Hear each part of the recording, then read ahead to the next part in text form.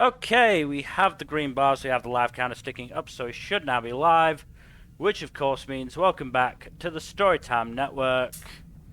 We're here with a chat and stream, so I'm going to be playing some Middle-earth Shadow of War in the background, because it's a game I can quite easily play mindlessly.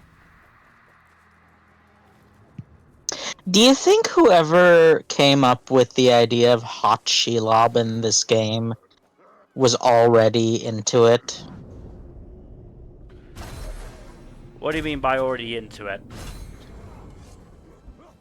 Like, he was already fantasizing about Hot Shelob, and that eventually managed to work his way up. I say he, because while it technically could have been a woman, let's be real, it was probably a dude. It was almost certainly a dude, yeah.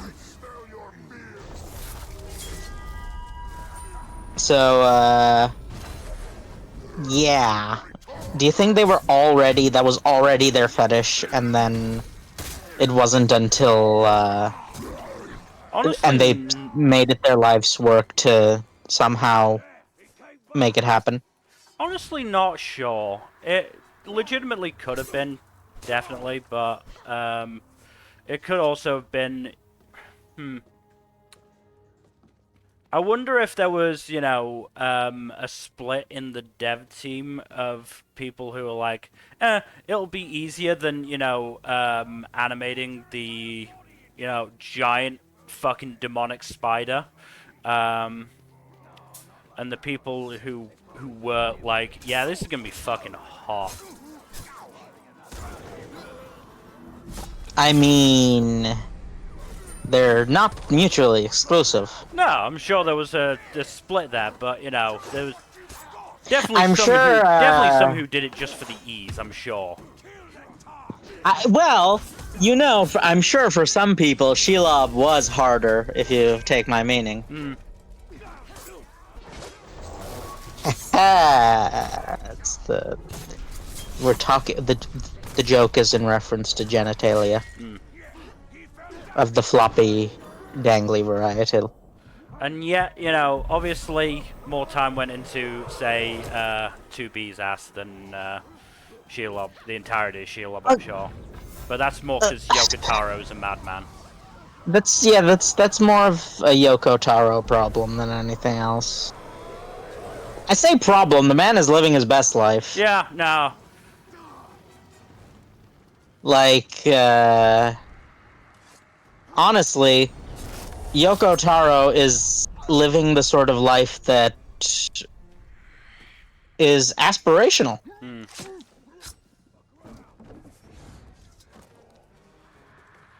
But at the same time, I do feel like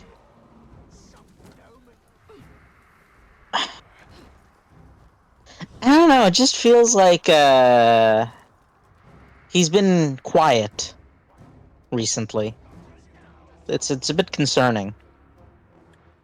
I'm trying. Aside from the mobile game and the Nier remake / re-release, have they done anything?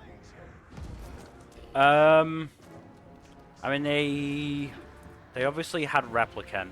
How long ago was that now? Yeah, that's what I meant. That was the re-release remake. Yeah. It's been a few couple years ago already. How many years? It's like a few years. Like, I think it came out around COVID. I want to say 2012. I can buy that. Not 2012, 2022. Wait, no. 2022, I mean, sorry, 2022. Yeah, okay, yeah, I was gonna say 2012. Automata hadn't. But yeah, Look, it's hard for me. It's hard for me to realize that we're in fucking the 2020s. Okay. Dude, did you see my post the other day about how I hadn't realized that because the Hugo Awards, non-censored this time because not taking place in China, and I didn't. To me, it was just like, oh yeah, weren't the Hugo Awards like a couple of weeks ago? And I'm like, oh, it's August of the year of our Lord 2024. Yeah. We're 8 months in. We're literally 2/3 of the way through the year of our Lord 2024. This is very frightening for me, Millington. It's not much better for me, if I'm honest. It also doesn't help that I've now been in my current flat for how long is it now? Like a little over little over a year, and I've gone through 2 desk chairs. Or 2 chairs that I've been using at my computer. So, I have so I will say this, my father is a social butterfly. I bring this up because this has been of great benefit to me in the chair category, because one of our friends who is one of our family friends who is, get this is the size of my extended family and my family's overall network. My father's brother's wife's cousin's husband. That sounds like the start to an incredibly, like, untrue rumor. He's a contractor who does a lot of office renovations and stuff. So turns out people throw out perfectly good, like, high quality, like, stuff like monitors, office chairs. Like, my monitors, like, of the monitors in our household, and I'm pretty sure of the 6 or 7 monitors that are used between our home and business, all but one were provided. So that's like several $100s worth of free stuff. Plus, my current chair is a fancy ergonomic office chair.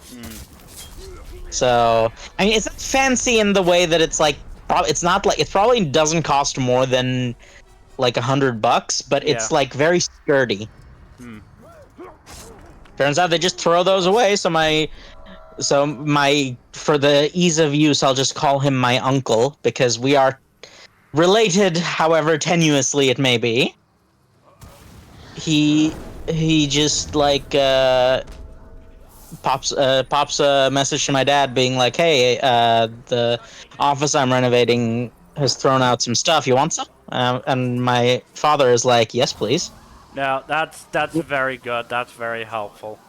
I mean, I had something similar very recently with a guy I know from work who was like, "Hey, I'm going through some stuff that I don't need, and I've got like a couple of Ethernet cables and like a USB computer disk drive. Do you want them?" I was like, "I've probably got enough Ethernet cables by now, but fucking disk drive, yes, please. I don't have one on my computer. It was fucking expensive." But, like, also, may I just say, never say no to free things. Exactly. Like, I would have taken the Ethernet cables too, because, like, those things can break. Always good to have a few spares around the house. No, the thing is, I've already, like, gotten, I think, 2 of them from work, because they were just gonna chuck them away. I got a lot of free stuff from my work when we had a clean out recently. That is always helpful, isn't it? Like, I got a, what was it? A desk fan, a giant roll of, like, fucking, I don't really know what to call it, but, like, the size of fucking, cling film that, like, you know, professional... Oh, okay, yeah. Professional food places use. Like, yes, like industrial grade. Industrial grade, yeah. Yeah. As I said, a couple of Ethernet cables. What else did I get? I got something else. Desk fan, Ethernet cables, cling film. Something else I can't remember. And then I got a stick. Would you like to elaborate on the stick? It was the handle of a broom without the broom head, and they were just going to chuck it away, and I was like, I could always find a use for a stick. Have you considered taking up staff fighting? I mean, it's probably too flimsy for that, but, you know, as I said, I can absolutely always find a fucking use for a stick somewhere. No, like this is something I feel is the there's something very romantic about a stick. Not in the like mushy kissy sense, but in the One Piece romance dawn sense. Okay, you're gonna have to elaborate a little bit more. You know, the idea of like setting sail on the high seas is a man's romance. Or is romantic. You know what I'm saying? No? Do you not? Are you not aware of why One Piece's Chapter 1 is called Romance Dawn? Yes, I know why it's called Romance Dawn. I just don't know. I'm not understanding what it has to do with the stick. I'm saying that a stick is a man's romance. I think it's a little bit too big to be doing that kind of stuff with it. You are bringing shame to your people, Millington. What people would those be? I'll let you fill in the blanks there because that's a landmine I don't want to step in.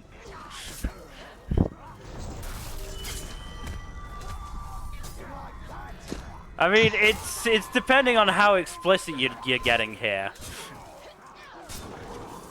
Neo, waking up from the Matrix, asks, Morpheus, why does my penis hurt?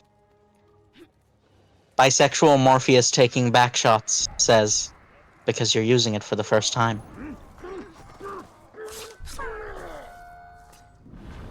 Okay. I stole that from my favorite streamer, by the way. I'm not gonna take credit for it. Yeah. It was a great bit. He spent like a week workshopping it on stream. It was wonderful.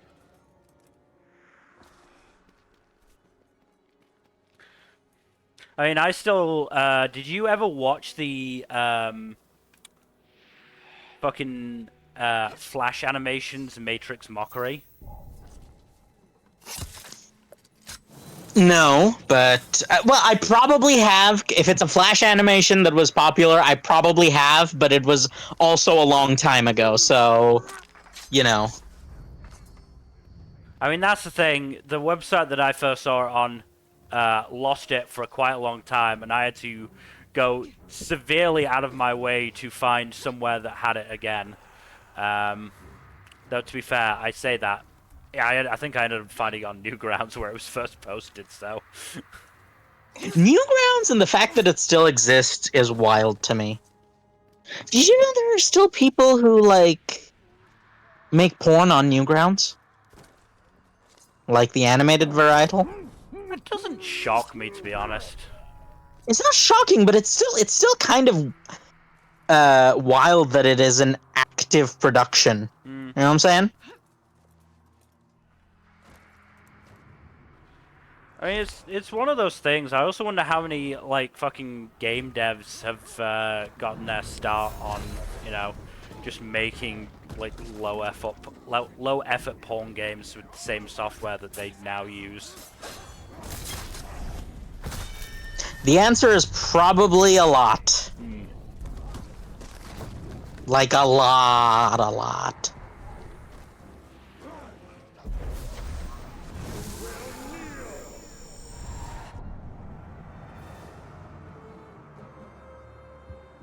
Right, now that it feels like we've run out of, you know, steam on that topic, we can go back to the one where we were talking about before the start of the stream. Where the fuck does this game take place on the Lord of the Rings timeline? It's very ambiguous in many ways. Because, like, there's definitely some, Right, well, let's make this clear. This is definitely Third Age. It should be. I don't see a reason why it would not be Third Age. Yeah. I'd be very surprised if it wasn't meant to be Third Age.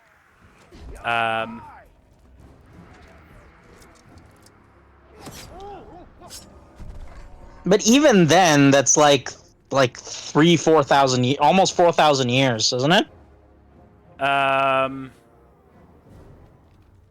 Yeah.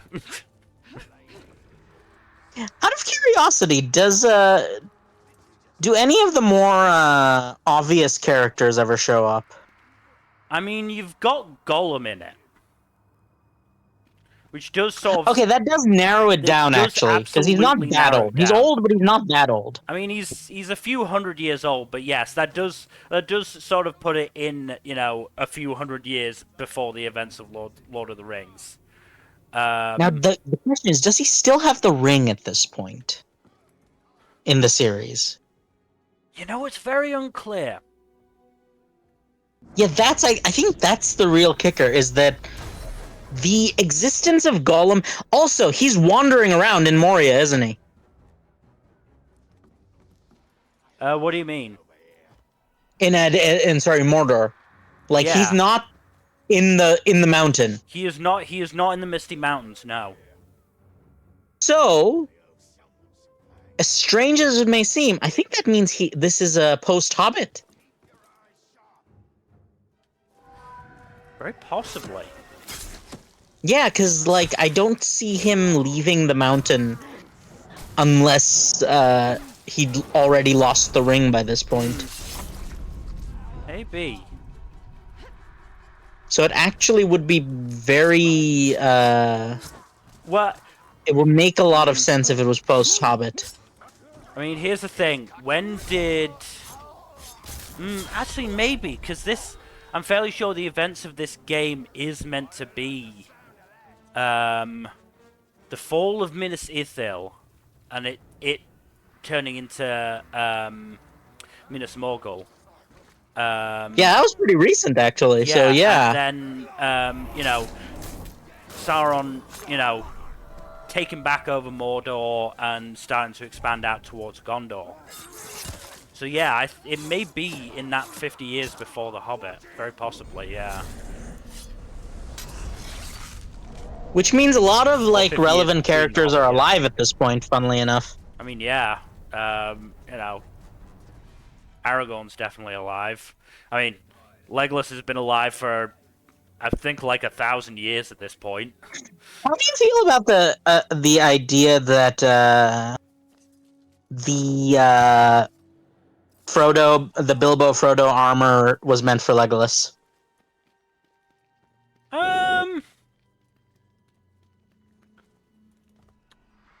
I'm honestly not sure. It's not one that it's a fairly inconsequential theory, all things told. It is inconsequential, but it makes a lot of sense. That's why I bring it up, because it was explicitly made for an elven prince. Yeah. It's child-sized. The only elf like, Legolas is like the youngest elf we know of. Actually, there's two it could possibly be. And this is my favorite elf. Do you know why? Go on. Because for some reason, and this is mental illness. I don't know what form of mental illness this is. I know it is mental illness, but I don't know exactly, like, how to describe it.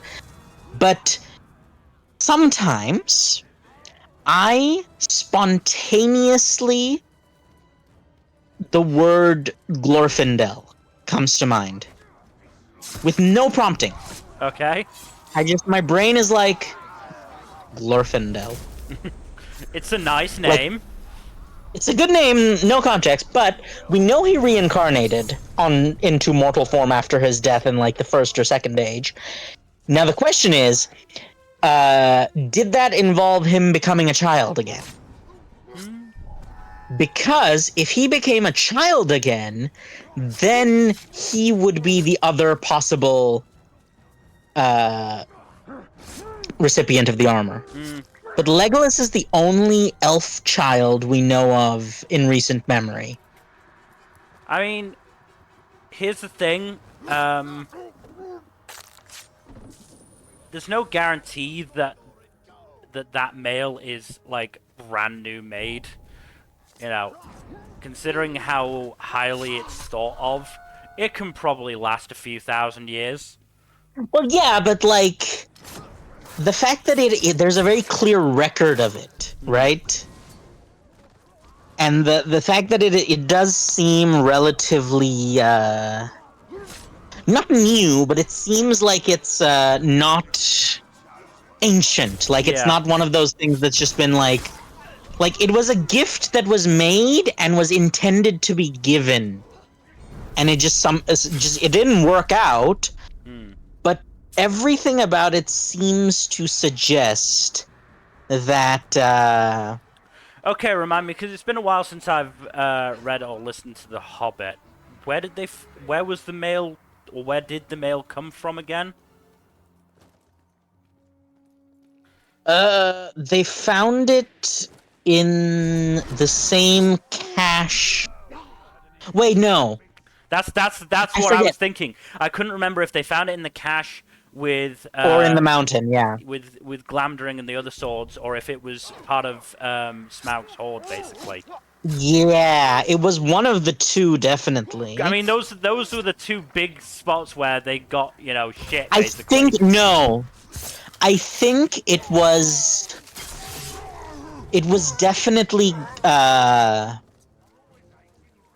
definitely the horde, Hmm.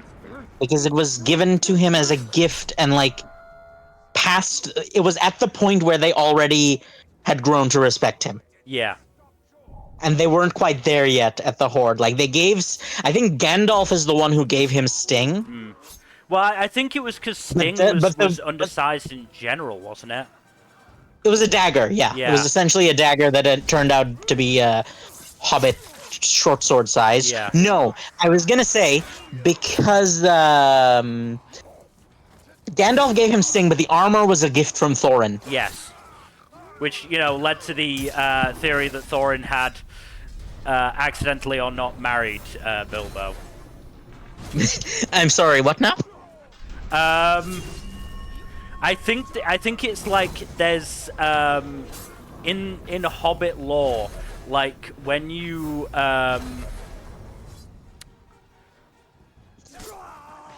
what was it?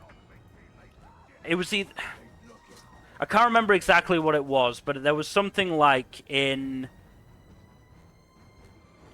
It might have been in dwarf lore. It's like giving that level of gifts, and in Hobbit lore, it's like when you are about to get married, you like go on a trip, just randomly without telling anybody, and then you come back married, sort of thing.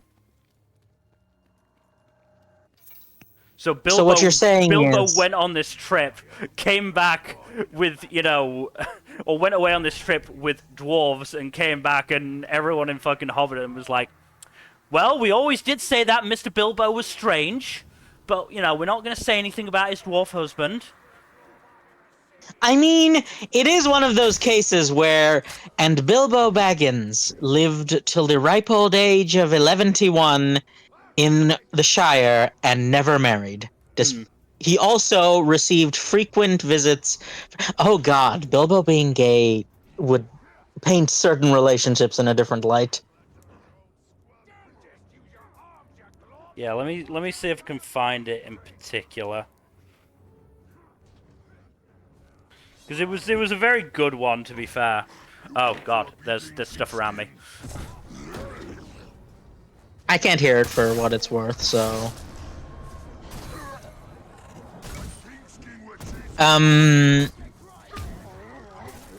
Okay, but like. Oh no, I meant in the game, not like insects around me. Oh, okay, not the. There was in the there was a biblical giant sense. fucking Uruk that just climbed up the stairs and started attacking me. They do have a nasty habit of doing that, don't they? I mean, to be fair, they're being very dumb about it because they can only come up the ladder one by one. So Listen, Uruks have never. Intelligence is never the thing they were famous for. I don't even know if they were necessarily. I don't think famous is necessarily a word you can use for them, but I mean, if you go by that the group of Isengard Uruks, they're very famous for their restaurant cuisine. Yes, meat's back on the menu and all that. I do feel like that is like just a bit overly pedantic. You know what I'm saying?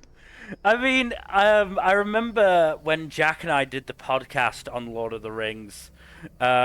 Jack was like, "Oh, look, the concept of menus has been around a lot longer than we thought, so it wouldn't be strange for it to exist in Middle Earth." And I was like, "My issue is not with the menus existing; it's that Uruks have them." Uruks don't have a fucking cafe in Isengard or a restaurant in Isengard. We don't know that. Like it just doesn't make sense. But no, like I still like now that we're I didn't realize we were both so nerdy about Lord of the Rings. We just don't get a chance to talk about it very often, but Yeah. guess we just I guess we are just as nerdcore about this as we are with other things. But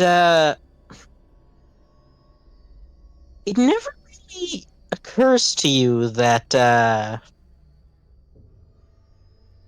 the wizards were brought down to mortal level, Yep. right? Mm-hmm.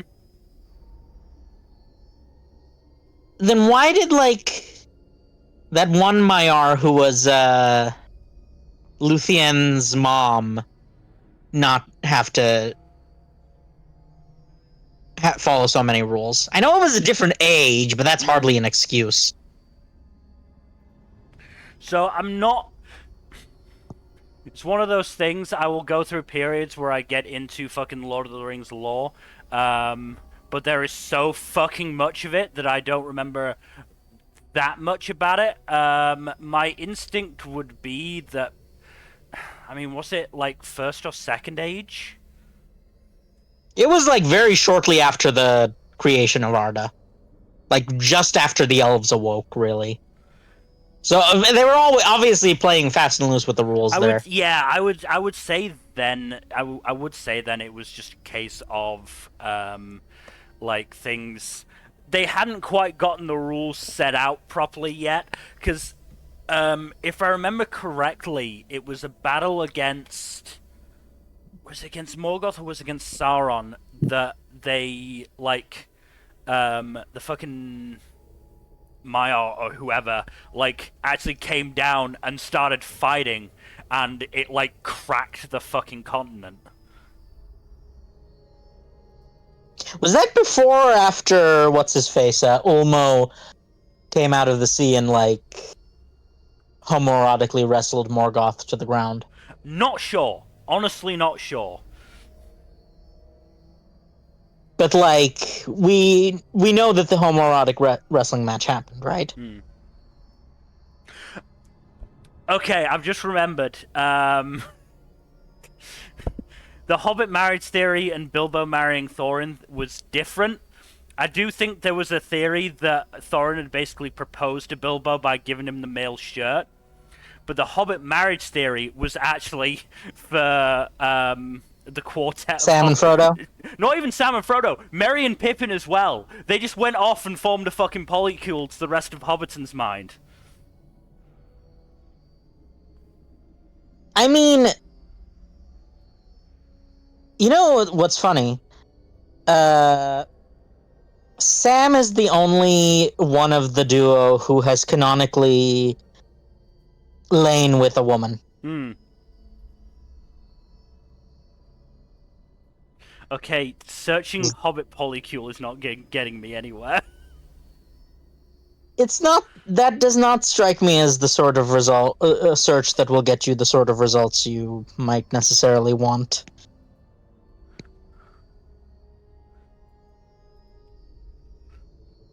Look, I have to try. I have to try because I see these fucking Tumblr posts everywhere on fucking Instagram, but I never actually save them. I see him on my Reddit doom scrolling, but yes, same energy.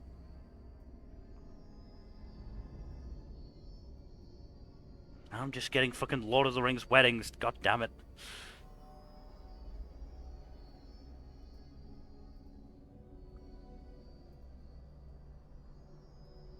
But like,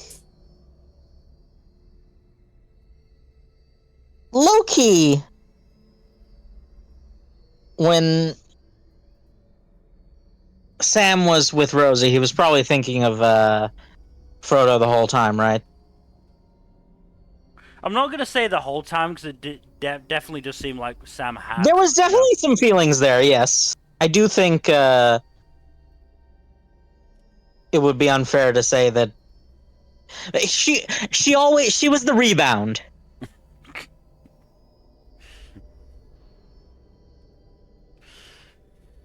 Just I still can't get over the fact that I know we've mentioned this. I still can't get over the fact that in the scene there's a scene in Mordor after Sam rescues Frodo, who has just been recently captured by orcs. Mm-hmm. And Frodo is naked and just pacing around the room because he's in his maniac phase. Mm-hmm. And Sam, there's a line about Sam, like Sam paying attention to his naked body or things like that. It's just like, God, I know that's not what Tolkien meant for it to be. Like, I know Tolkien didn't mean it homoerotically, but like, The Lord of the Rings is so gay. Well, it's because there's a grand total of like 3 female characters, and hardly any of them fucking appear. There literally Arwen, Eowyn, and Galadriel. Yeah. That's it. And Galadriel, do you know what? Good old teleporno feels. Do you think he's like the happiest elf on the planet? Oh, you mean Celeborn? Is it Chell or Kel? No, because it's Kel, isn't it? Celeborn, yeah. I'm being... Yeah. Yeah, Celeborn. Is it Celeborn or Celebrian? Or is Celebrian their daughter? It's definitely Or son? It's definitely Celeborn. Okay, I know there is a character named Celebrian who may or may not be related to them. Mm-hmm. Or was that Celebrimbor's daughter? Very possibly. Also, Celebrimbor is in this game. Anyway, he's like good old Teleporno because, let's be real, he went back to that name immediately after moving back to the Grey Havens, or the art. You know where I mean. I forget the name. Valinor. He's like, he just gets to chill as the house husband of the most beautiful and powerful elf in the world. Basically, yeah. He's just like, he's like living his best life. He just he just chills, eats lembas bread, and takes care of his wife, and that's his entire life. And that seems like, honestly, what does it say about us that seems like a dream job?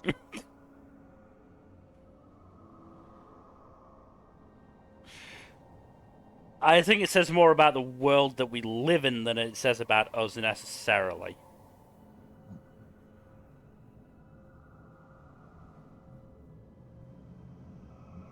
Have you thought any more about your where you are on the Arrow spectrum?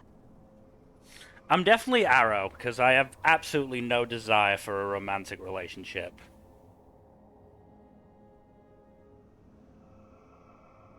Yeah, I don't think. Oh, so you know that for sure now. Yeah, no, it's one of those things. It's just like,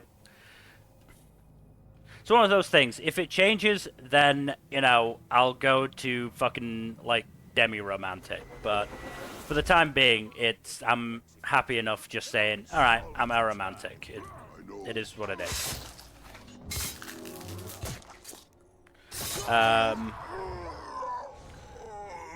Asexual, not sure, but again, same sort of deal. I'll stick to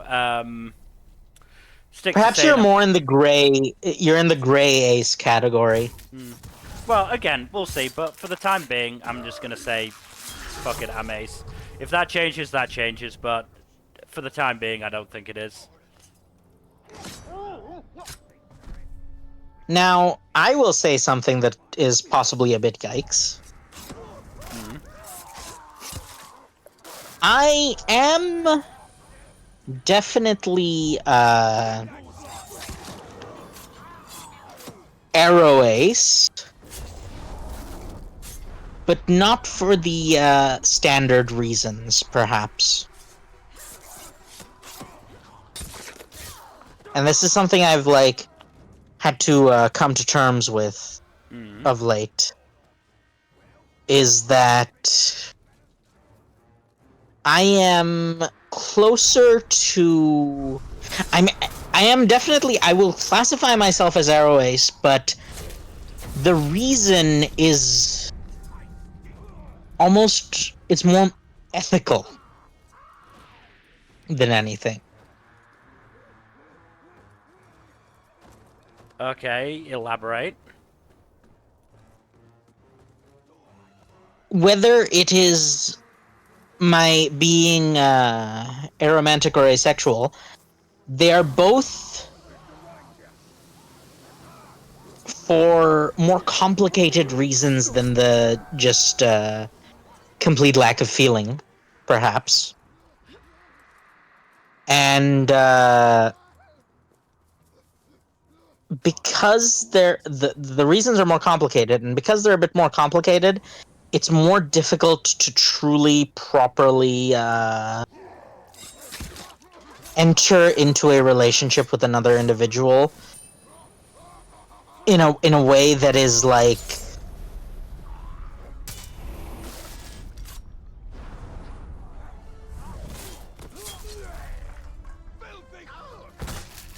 there's a lot of issues with me entering into a relationship that I quite frankly just don't want to subject anyone else to.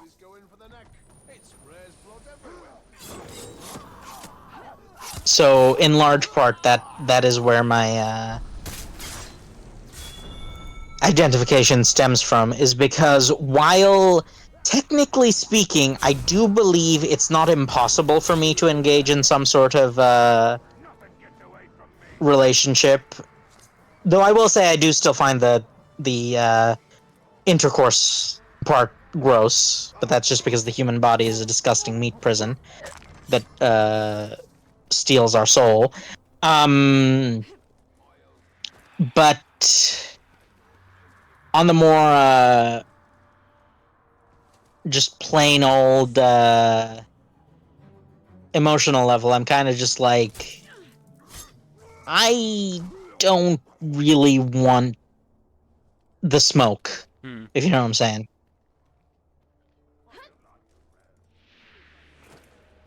Like, I'm not gonna go into details on stream, for obvious reasons. But I think that should give you some idea. Yes. Yeah. I'm happy to answer any clarifying questions if you have them.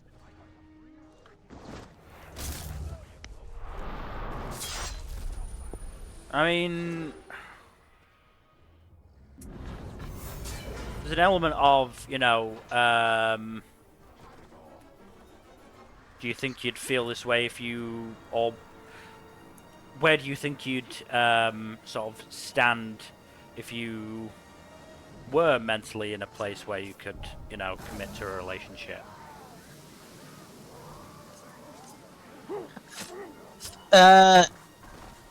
I think it's the issue is more complicated than just commitment, though. That is a portion of it. I think the issue is that my core suite of mental illnesses, the full fuzzy build, is complex enough that and because it's one of those things that, well, the mental illness never really goes away. You can just manage it. So it's more that I don't think I will ever be in a place where I feel comfortable sharing my life with someone else. For a wide variety of reasons. That's fair.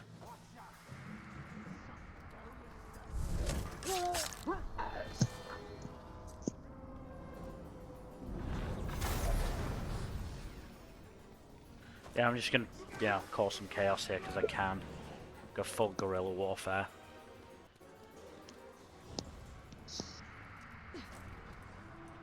Do they have gorillas in Middle Earth? Theoretically, yes. Maybe not Middle Earth Wait. itself, but the world itself they should. Isn't Middle Earth everywhere except Valinor? No, That's how I understood it. no. There's a wider world. There is definitely a wider world. Huh. No, because Middle Earth also encompasses Mordor and like the what I always forget their names, but the lands of the people who are thralls to Sauron.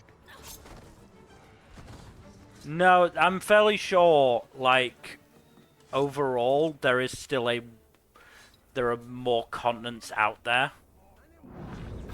Really? Yeah, I'm fairly sure. I thought it was just Middle Earth and Valinor. I don't think so, but maybe I'm wrong.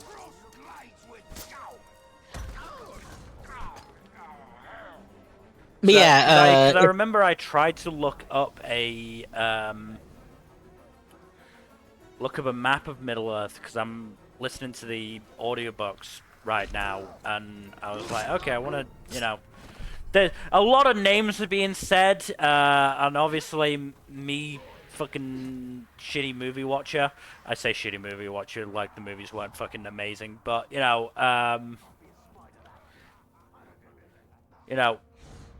where exactly are we, or what exactly are we working with here? And like they gave, when I first tried to look it up, it was like this fucking huge map with like 2 extra continents I'd never seen before.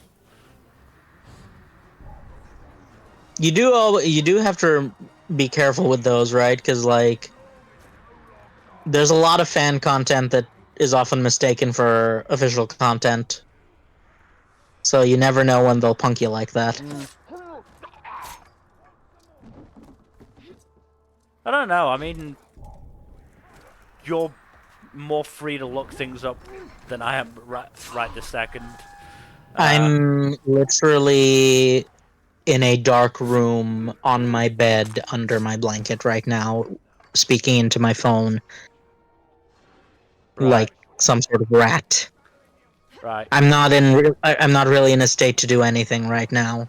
Right then, give me a second. I will just get up to this platform here. No, you don't have to look it up immediately. No, I want to look it up because I'm curious, but I need to be in a place where I'm not gonna get attacked. So how about that Gandalf banging Hobbit theory? I mean, there's also, the theory that it was an elf, if not confirmation that it was an elf. Wait, what confirmation? I'm fairly sure I saw something, but it might not have been confirmed. I'm not sure. That's another one of those fan things that may have wormed its way into appearing canon. But yeah, it's they definitely have like fairy blood. What would that be if not elf or Maiar? And elves barely even knew hobbits existed.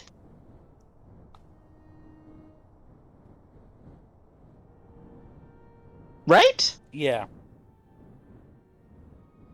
Like, wasn't the existence of wasn't like not first contact. See, here's the thing with elves, right? There's very few elven wanderers. Most elves have like a home. And most elves, basically elves are a small enough community that every elf knows every other elf, more or less. So, I would not be shocked if there was enough elf communication that they should, logically speaking, all know each other. Hmm. And that means that if one elf had met this weird race of little tiny humans, which we all know elves have strong feelings on humans Hmm. in general, as much as they. Would you say elves are tsundere for humans? Mm. Yes and no. Okay, Okay, so elaborate. the planet of Arda, you've got Middle Earth, which is clearly supposed to be, fucking Eurasia. yeah, basically. Then you've got the Hitherlands to the south of that, which is connected up, but is very much supposed to be Africa. And is that. Does Sauron frick with that or no? Um, probably like the north parts of it. I would say yes, but like other than that, probably not. It's a very big continent, very very big part of the continent. So I'm not It's sure. probably where he's sourcing his Oliphants. Yeah. Then on a whole separate continent, split by the inner seas, you've got Darkland or Southland. That's off to I do the feel like east. That's off to the east. there's something yikes about that. Yeah, not sure about that. And then there's far, far to the east is Walls of the Sun.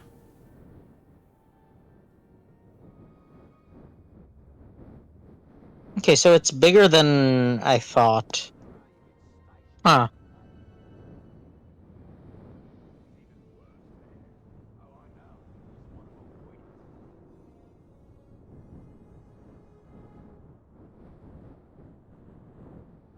Then there definitely is a chance that there's just some gorillas chilling somewhere. Yeah, definitely. That said, back to my long rant about hobbits and elves and all that. The reason I bring it up is because elves as a community are so insular. Mm-hmm. It's very likely that if other creatures, or if elves had ever met a species, they'd be pretty likely that all of the elves would find out one way or another Mm-hmm. through, I don't know, their like vegan Wi-Fi or something. But that's the novelty that they treat Bilbo with when Elrond and his family first meet him in Rivendell suggests to me that elves, unless it's a weirdo elf who just lives in the woods alone. Mm. Okay, there is one possible other ancestor. Yeah. Círdan the Shipwright, Maybe. aka the weirdo elf who lives alone in the woods. Yeah.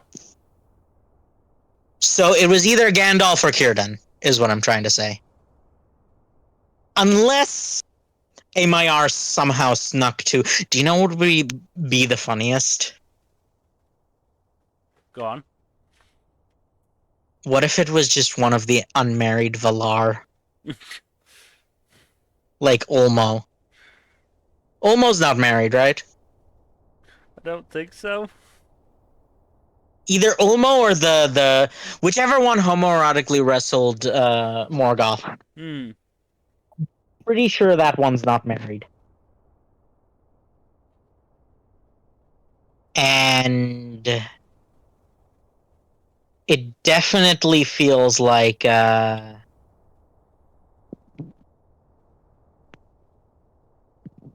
of them could get away with sneaking into the Shire and then for some publicity. Hmm. How do you feel about Usi meta? It's pretty funny. It is funny, isn't it? Like I do like it. Sometimes it like gives rise to images and phrases that really should never have seen the light of day. But other times it's pretty but most of the time it's pretty funny. Mm-hmm. I just really like the idea of just some enterprising young hobbit lady deciding I'm gonna bang that old fireworks man. Mm. Now, that's considering that is an assumption. This is based on the assumption that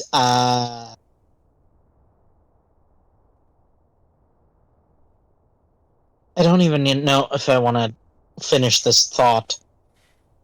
It's based on the assumption that Istari magic is incapable of Mpreg.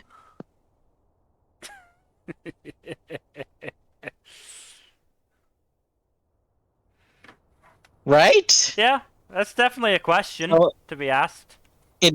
so I mean, what I'm asking, do you think that whatchamacallit, the fucking Valar would be like, huh, Gandalf is exerting his power for some Oh. Okay. I mean, there's no rule saying he can't. He's not allowed to exert his power to explicitly help or harm individuals of Middle Earth, but he can express his powers on himself in a variety of ways. Are you suggesting Gandalf was the one who gave birth? I mean, that's the only way to get around the rules. Do you look? If he cared enough, I'm sure he'd do it. Like, here's the thing. I believe that Bjorn and Radagast are related somehow. I refuse to believe Radagast didn't. I'm convinced that Bjorn is what happened after Radagast got down with a bear. I'm suggesting that Radagast went full Halsin.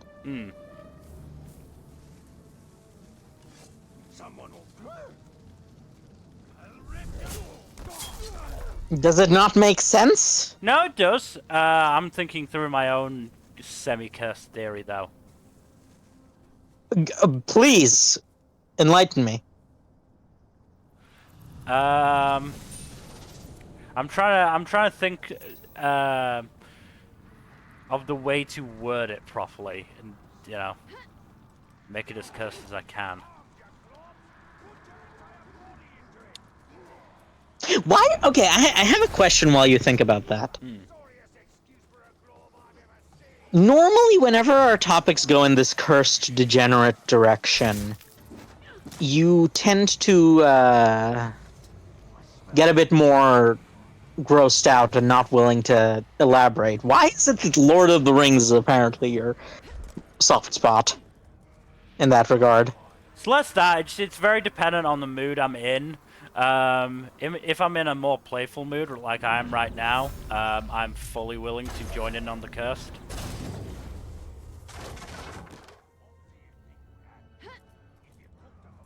Alright, good to know. But, yes. Do you have like you can talk it out? We can like Okay, so workshop we've it. discussed whether it may or may not be, Gandalf who was the sire, let's Bore the say. child, yes. Yeah. What if it was Saruman?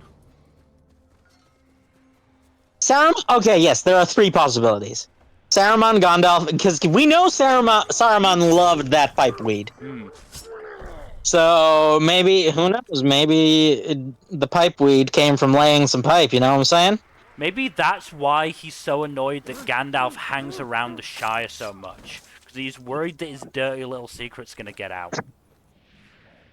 That's assuming Gandalf doesn't already know, and that's why he was paying such close attention. Because technically, you could consider that Saruman is his brother, and before he did the whole heel turn, they were close, right? Like they Yeah. cared about each other genuinely. So it would not be surprising if Gandalf was like, if it was Saruman, that it wouldn't be surprising if Gandalf was like, all right, my stupid brother has done the nasty with a hobbit. I should probably take care of like his descendants because he might be too stubborn to even acknowledge them. And then when it reached Bilbo, he was like, okay, I'm getting a little bored of hanging around Hobbit Town with them just doing nothing but, eating and farming. I'm gonna fuck with one of them. Oh yes, he was like, okay, I can. Well, uh, not necessarily in the same way as Saruman, though. If the theory does hold and it's Saruman. Anyway, where were you going with it? It's not really going anywhere with it. I just was amused at the idea of fucking Christopher Lee dicking down a hobbit. No, but like you were saying that we're assuming. Oh, your theory was that it could have been Saruman. Yeah.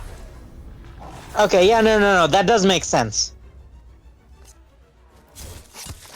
So the thing is, Círdan, I don't want it to be Círdan simply because that would make him a completely absent parent.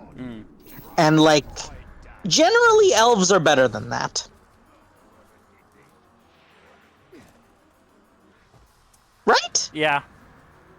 Like they're very snooty and they're like not the most pleasant people to be around, but they're not. I don't think we've ever really seen a depiction of an elf as an absent parent. They tend to be involved in their child. Or rather, it's more of a community. Like they tend to be very communal child rearers, from what I understand. Well, maybe that's what Círdan was thinking. Is like, hey, there's this really cool community of fucking hobbits here who can raise the kid pretty well. No, but the problem with that is that just because they are communal child rearers, yes, but that doesn't mean they just like the parents aren't involved at all. And Círdan basically just like fricked off of the Greyhavens doing whatever he did. So I'm not sure that counts because like you get what I'm saying, right? Yeah. So I think he would at least show his face around town occasionally. Because we definitely know that there's some mixing in Bree. Like, it's explicitly stated that there are man-like hobbits and hobbit-like men in Bree. Yeah. Like, the implication is very clear for anyone who was reading between the lines.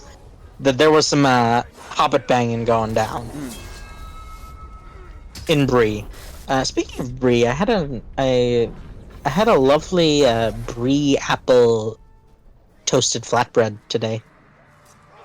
Good for you. Surprisingly caramelized apples, surprisingly good for savory dishes.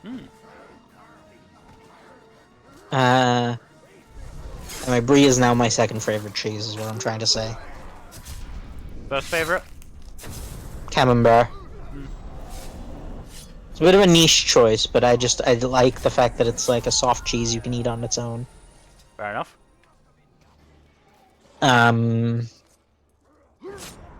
So yes, I think the most likely candidates are, and Saruman absolutely would have no problem just like Leaving. frickin' off. Yes, he would absolutely hit it and quit it. But Gandalf, it would make a lot of sense why he like takes Stuck around, special yeah. care of, and he said he has addressed of the hobbits he addresses directly by name. Old Took and Esmeralda Took are the only ones outside of the direct ring circle that he addresses by name. He said Esmeralda's name like 3 times in one sentence.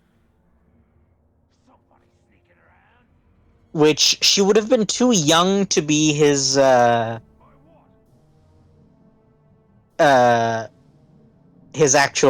side piece. But it's entirely possible she was like a granddaughter, or closer to Yeah. the So looking at original. the wiki, the first Took who was like fucking huge for hobbits was Bull Roarer, wasn't it? yeah, Bull Roarer. Banderbreast Bull Roarer? Yeah. Banderbrast Took, the Bull Roarer. Yeah. So it would Who invented he would golf have to be with the son, and if we're going the Empreg route, the other father would have to be Izumbras the Third Took.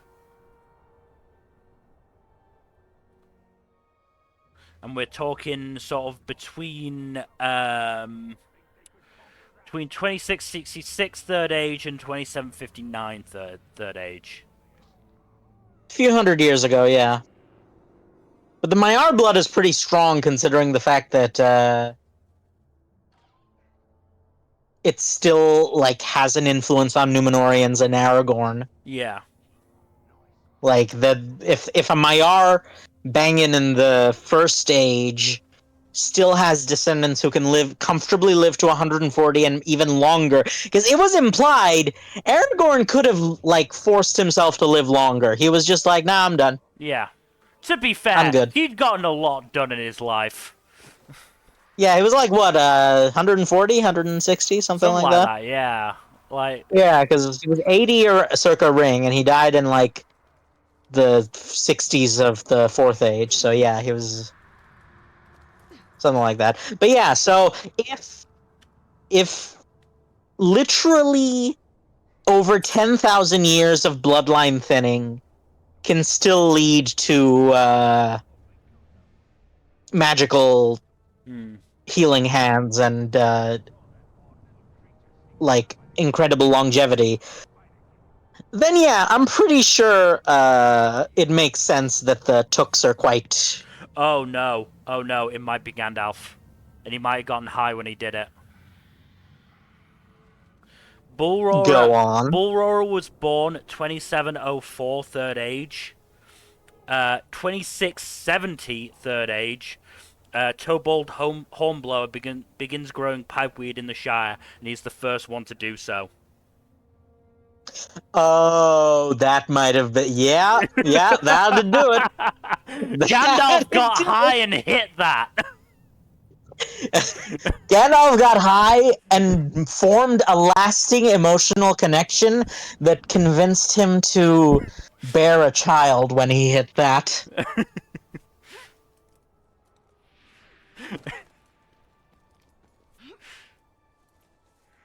Oh god.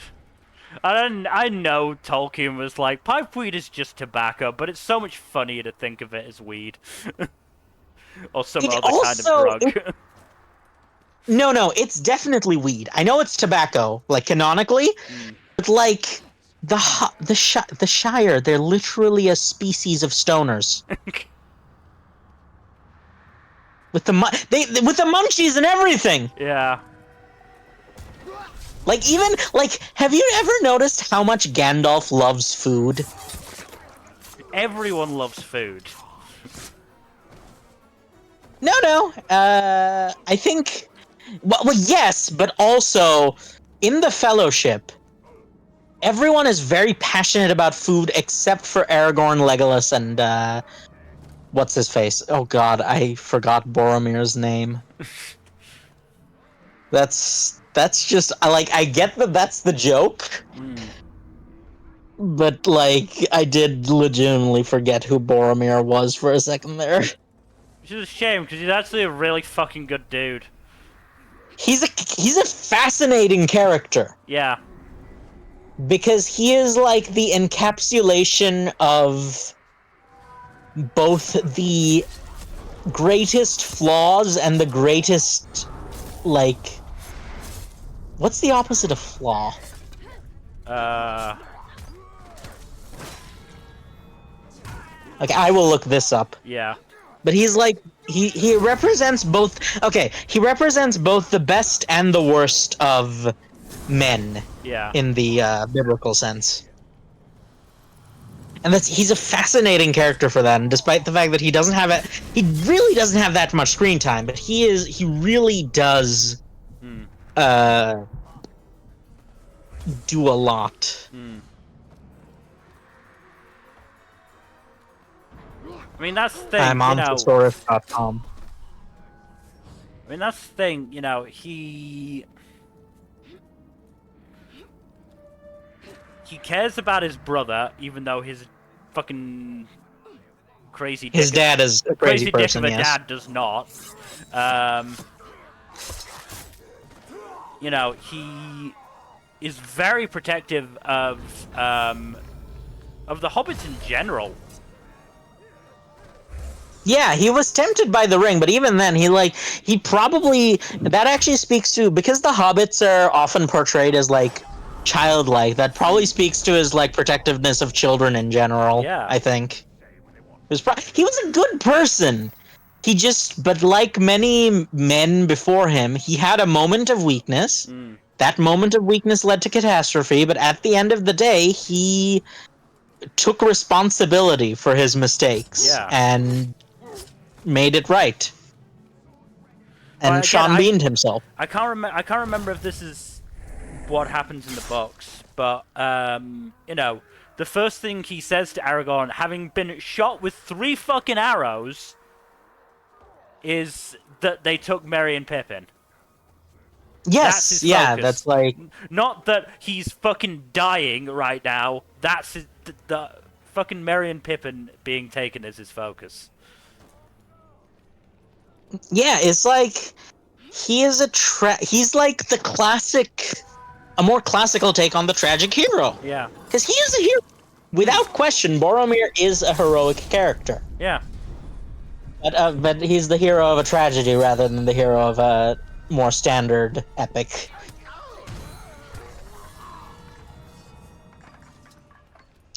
God, it's just insane to me, even to this day, that the books hold up. Yeah, no, they really do. It's been more than a century and the books hold up. It's not been more than Like, a century. sure. Yeah, huh? It's not been more than a century. The books were 1950s. 1940s, or late 1940s, but like No, wasn't the Hobbit like in the 20s? The Hobbit was in the 30s. It was written in the 20s. Lord of the Rings was written late 30s throughout the 40s, and then was released in the 50s. Okay, well, it's definitely about a century for the Hobbit, and almost a century for if we're going by writing time.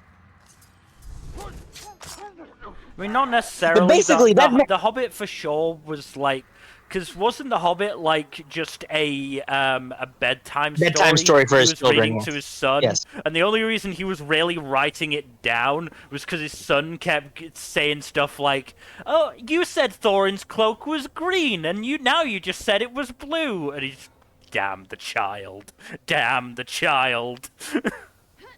Which, you know, I could 100% hear Tolkien saying.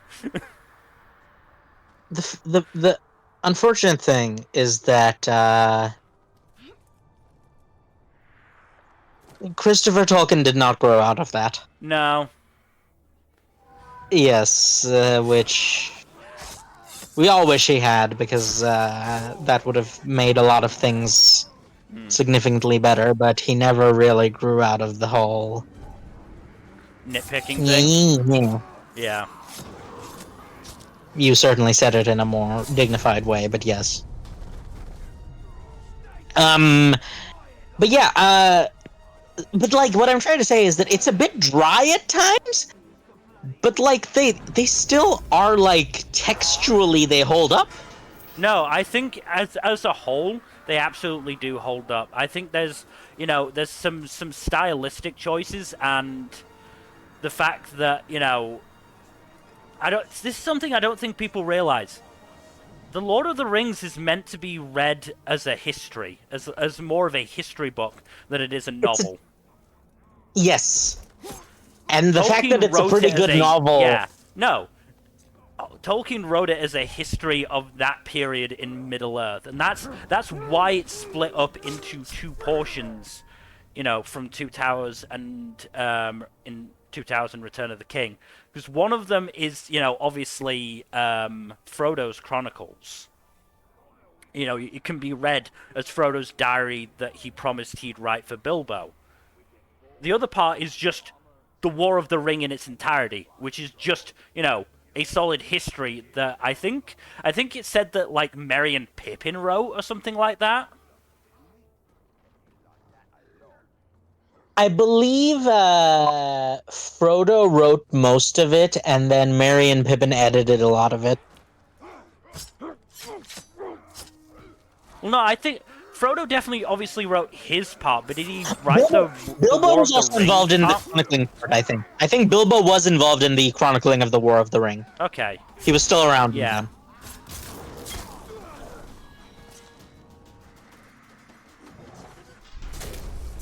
But the point is that they were like doing stuff. Yeah. And the books were like, again, the books had no right to be that good, considering the fact that it was meant to be written as a history book. Yeah. Why can't modern history books be written like that? Well, I kind of know why, but anyway, so I think did elves kind of stop making hybrids after a while? I think they must have. Because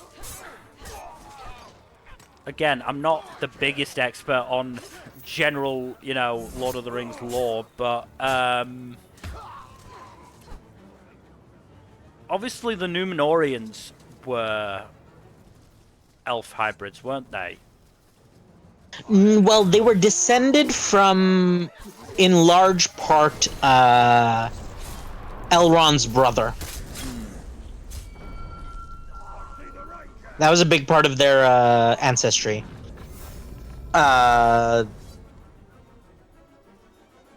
remember, Elladan and Elrohir were her sons. I forget what was anyway, but Elrond's brother, he initially chose the path of man, Yes. as opposed to the path of Yeah. elf, and so He was that considered- what Arwen did in the end as well? So Arwen is a bit more complicated.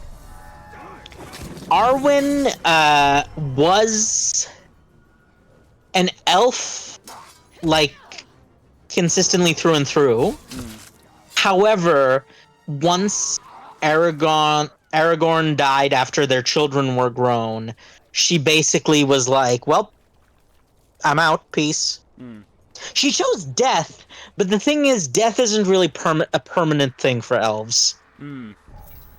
That's the core thing, right? Yeah. Is that, like, yes, she died, but for elves, death means... Now, the real question is... It is actually, I do believe it's possible that she followed Aragorn. In the sense that... So, do you know how the afterlife works in Lord of the Rings? Not. It's actually more complicated than Yeah. you might initially. Not really. So there's Mandos, the Reaper dead man. Hmm. Mandos is the lord of the titular halls of Mandos, and he. So what happens is that elves and men go to the halls of silence, and it's like for elves it's restful, but they also have they have options Yeah. for reincarnating and stuff like that. Like I believe was it Feanor's mother who died but eventually agreed to come back to the world of the living. Mm. She died because Feanor did some fricked up stuff. And she just couldn't take it anymore. But in the case of, but in her case, she decided to return to life and live in Valinor because she was healed by Melian, I believe. Melian was the healing one, wasn't she? The healing Valar who was the therapist for like a lot of people, including and also like the primary teacher of Gandalf. Probably. Again, I'm not, a huge. I've read the Silmarillion. Yeah. I want to read the Silmarillion. I don't recommend reading the Silmarillion. You'll get more out of a wiki dive. All right. The issue with the wiki dive is it feels less focused, sort of thing. It is definitely, but it's like a much easier to read and comprehend because the Silmarillion, it did not even try to make it not a like history textbook. So yeah, here's Minas Morgul. Yeah, so this is definitely not that. It is surprisingly recent then. Yeah. Wait, so you're telling me that Shelob had the option to be hot when she was planning to snack on what would Shelob even have done with the ring? Would she have tried to eat it? Maybe? Ungoliant definitely would have tried to eat it. Yeah, but Shelob was very much. Shelob's not as strong. Shelob wasn't as strong, but Shelob was also just food focused. Like, Shelob did not have any of the ambitions that Ungoliant had. I mean, to be fair, Ungoliant was food focused too, except what she wanted to eat was the two trees of Valinor. Mm-hmm. But anyway, back to the afterlife. So, here's the interesting thing. The dead humans do go to the halls of Mandos, yes. However, for them, the halls of Mandos is actually a transitional period. And after that, they go beyond the reach of Arda. Yeah. And no one except Iluvatar is allowed to know where. So my question is, I think the people in charge are probably have been displayed as benevolent enough that they would probably let Arwen follow Aragorn if she wanted to. Yeah. And go to the afterlife promised to men. Also, and I think that's really where. Yeah. Yes. Sorry, I'm gonna throw a wrench into our timeline. So, okay. Third Age, 2941, The Hobbit happens. Fairly simple. Where is it now? 2430 is the approximate birthday of Smeagol, who obviously became Gollum. Okay, so he's like close to it. He's like 700 years old then by the time of the something like that. End of the Third Age. Yeah. Yeah. Third Age, 2002. Minas Ithil falls, becomes Minas Morgul. Okay, so it could have been any point after 2300 of the Third Well, Age, or no. 2400, whenever Gollum was born. The issue is, Gollum appears in the first game, and I think he does appear in this game as well, but he definitely appears in the first game, which is obviously before the events of this game, and Minas Ithil only falls in this game. This is Minas Ithil Oh, they're fricked newly up. fallen to become Minas Morgul. Oh, they're fricked up. Yeah, so the timeline is Up the the timeline timeline. is fucked up here. Okay. So it's just alt universe then. Mm-hmm.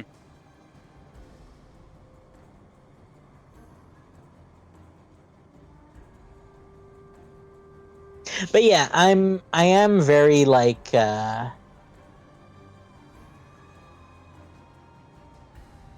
do you know what would be a great setting for a Lord of the Rings Dynasty Warriors game? Go on. Dagor Dagorath, which is the Ragnarok scenario. Yeah. You know, where Morgoth comes back from beyond the door and tries to unleash Kingdom Hearts. Mm-hmm. I mean, it is the door to darkness. Oh god. Oh right, we need to. Okay, we need to schedule the Kingdom Hearts thing.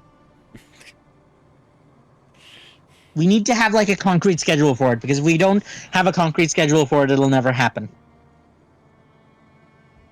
The podcast is fine, but I would also say that we can seriously consider becoming a React channel. Haven't you ever wanted to even just try it? Yes and no. It's also it requires a lot more editing work. The editing is one thing, but we can do the React stuff on stream to start with. And then edit that down. Mm. And you know I can edit, right? Yeah. Like so here's the thing. Here's the caveat with editing. Because of how tasks work and my executive dysfunction, I can edit. I would, however, need you, and it would actually be, you know what? That could also be a stream.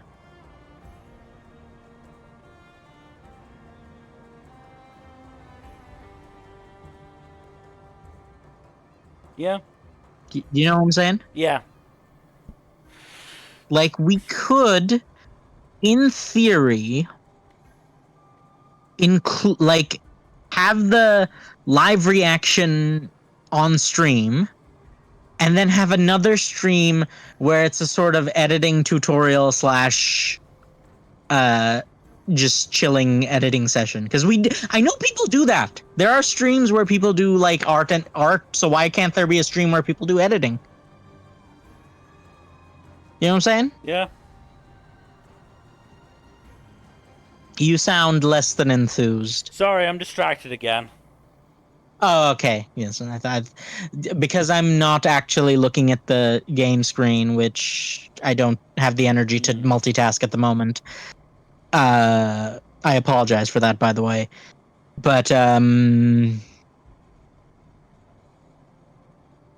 yeah, I so the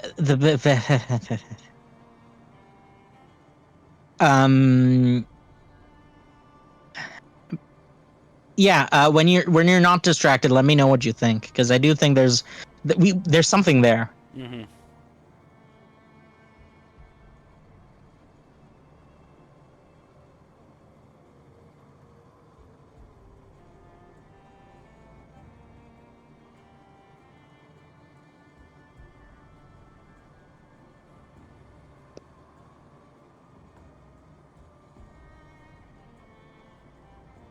Though I think the most important thing Okay, quickly. that we can take. It is meant to take place in the 60-year gap between The Hobbit and Lord of the Rings, so they've just severely move the They fucking takeover of Minas Ithil into the future. To be fair, it doesn't really matter that much when Minas Ithil is taken. And honestly, to a certain extent, that timeline actually makes a bit more sense. Hmm.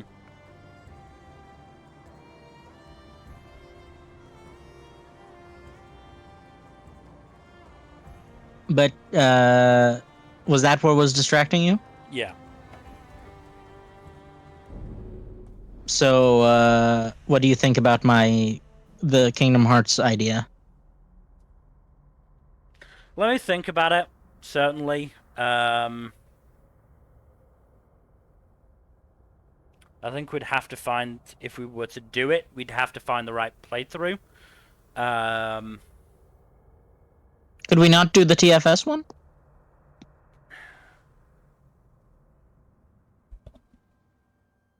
Or we could just try and find a I think would completely I think would want to find one without any no commentary. without any commentary. There's plenty of those, yeah. Yeah, there's plenty of those, and as long as we credit properly, or if need be, ask for permission, I'm pretty sure we should be good for those. So that doesn't seem like a problem.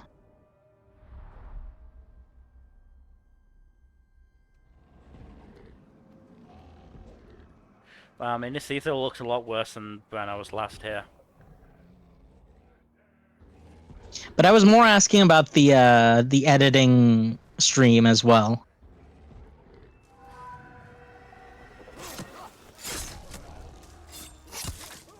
I mean, again, it's something to think about. I mean, it could work, especially considering I also want to, learn how to edit, so I could be, on there, and you could help me with that as well. Yes, I can. We can. I can refresh what I already know because as I said, I took 3 years worth of editing classes in high school, and that's like probably the best thing that I did in high school. But I also took enough. I don't necessarily remember everything. Yeah. But I remember enough to get by, I think. And consequently, I do believe that I can remember enough to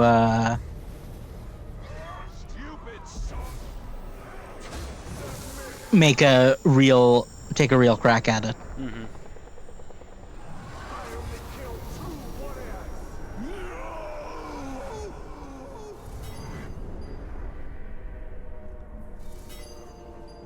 Oh, good. I leveled up from that. Leveling up is good.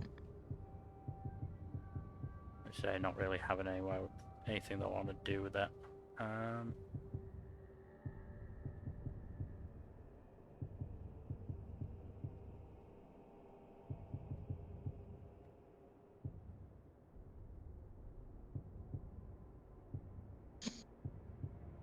But anyway, Daggorath would make a great Dynasty Warriors style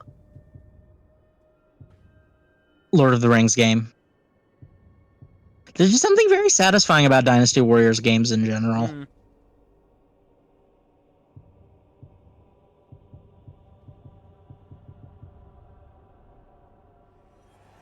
But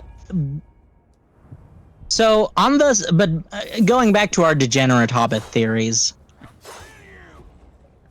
have we talked about the ethics of being attracted to hobbits? Is it weird?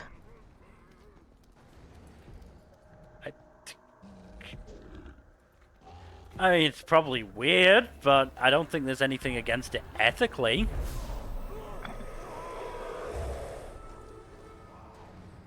Is it the...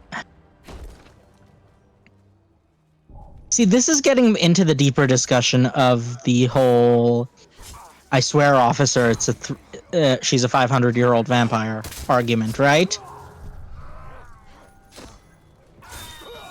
To a certain extent. Mm. You get where I'm coming from, right? Yeah. Because, like,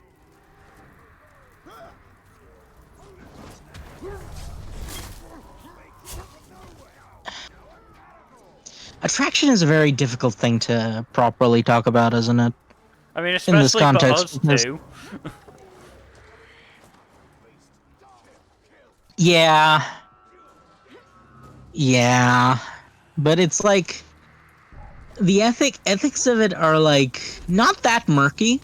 It's just a bit complicated by the fact that a lot of the times hobbits are depicted as sort of childlike. Yeah. But now here's the real question. Do you think a dwarf and a hobbit have ever gotten down? No, if only because dwarves are very insular. I don't think they would have gotten a chance. Well, the thing is, dwarves have more renegades, is the thing. Right? There's more. Yeah. There's a lot more dwarves that kind of just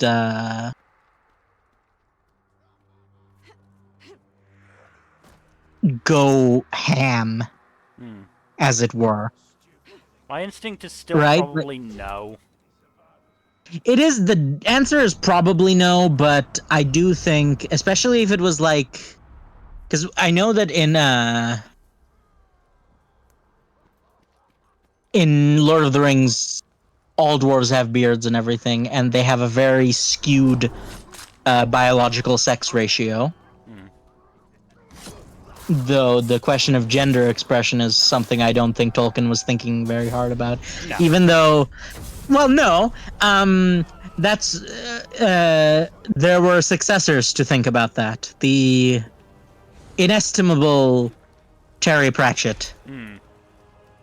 His how much have you gotten in? Are you a Discworld person? Not very much. My family had, like, at the very least, a ton of the books, if not all of the books, but they were very much more monopolized by my brother than they were by me, and they are now. My brother probably has them somewhere. I just have to, ask him for them. But it's just one of those things. In terms of fantasy, that's not sort of the stuff that I've, gotten into.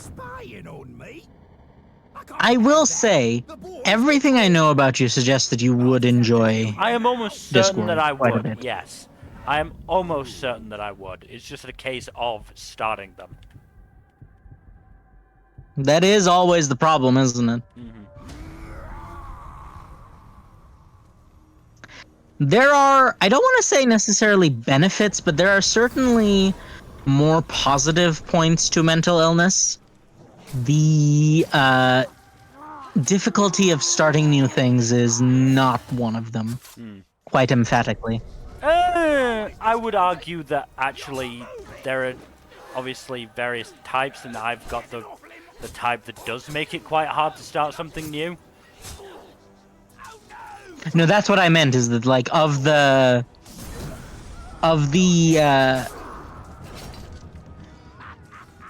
non-positive types of mental illness, like the non-advantageous types, that the one that you have is one of the most difficult ones to, like, handle. Like, even I get overwhelmed sometimes with starting new things, but I don't think it's to the extent you do.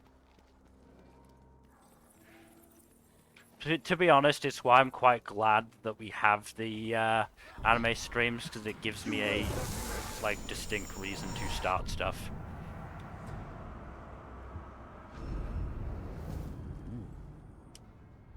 Because I 100% would not watch as much anime as I do without the without the anime streams.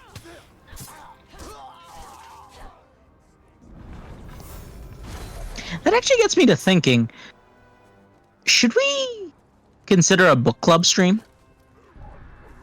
I don't think I have the time. I very much doubt Jack will have the time. No, but like... it's something to think about. The Or the the reason I money? suggested is because money is not the issue a lot of the time. Because while I do supporting the authors, sometimes you don't have to be that keen on it. Hmm. No, when I'm, you know, when we're both wanting to, enter the publishing or published author world, I would not feel comfortable about, I mean, if it's established books that we already own, like the Discworld stuff, that's yeah. less of an issue. But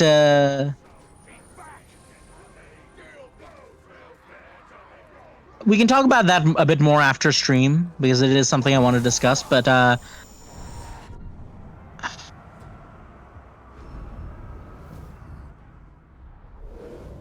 yeah, it's very difficult to start new things for me as well.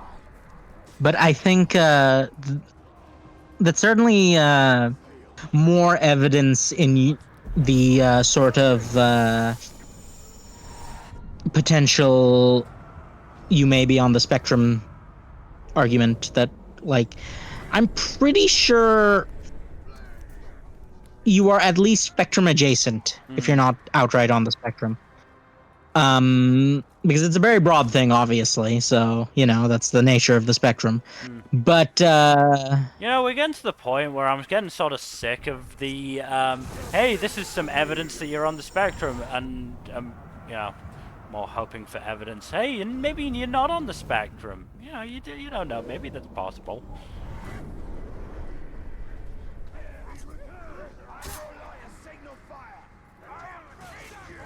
'Cause I get a lot of those moments of, okay, there's some evidence.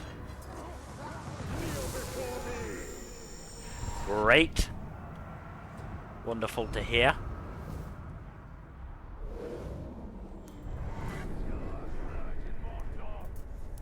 And more often than not, it is, on the negative trait side.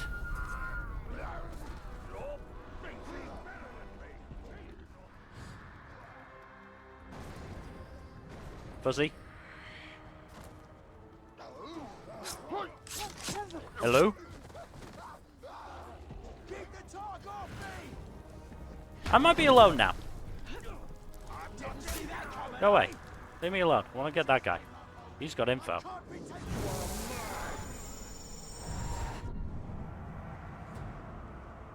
Yeah, I don't think I need to get details on the Witch King of Angmar. Rather leave him alone for the time being. Something tells me that I'm not going to be able to take him out.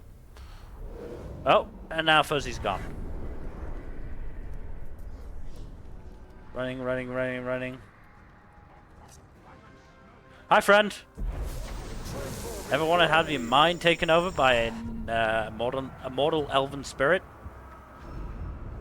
Possessing a dead ranger?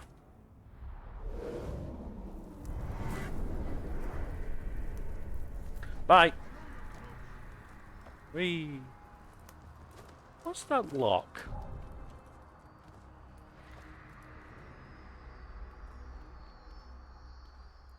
Right. That's a quest. Oh, you can't smell me.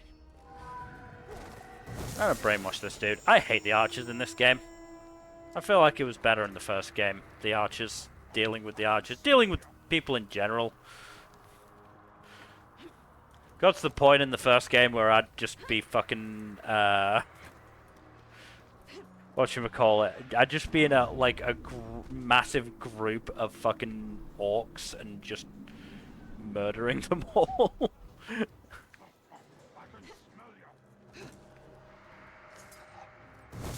Yoink. Oh, not mine. Goodbye. Have fun being an orc. Are there any more fucking...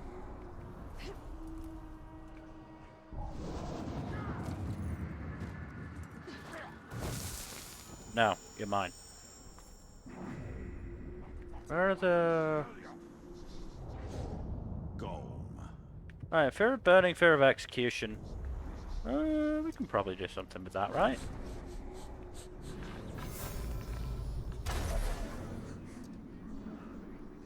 Over there. Hello, Fuzzy. There was a power surge that briefly made everything in my house lose power, including my internet router. Ah, that sucks. So it took, so I was gone for the time it took to basically turn back on.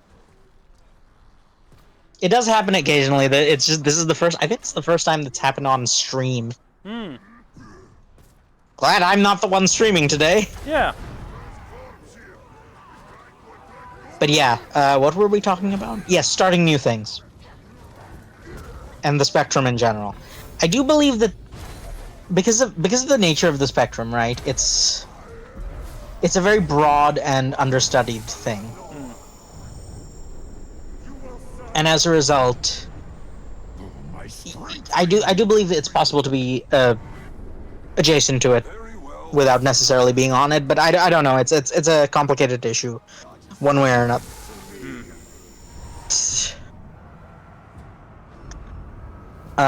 The reason I wanted to bring it up at the moment is that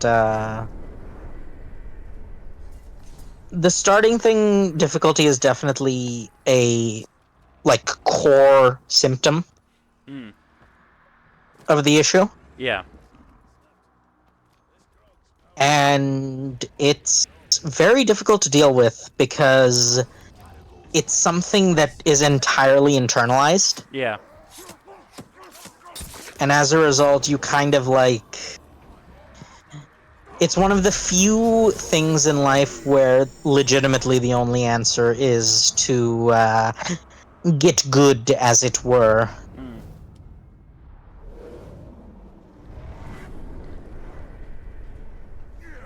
So, and as we all know, that is difficult. So easier said than done.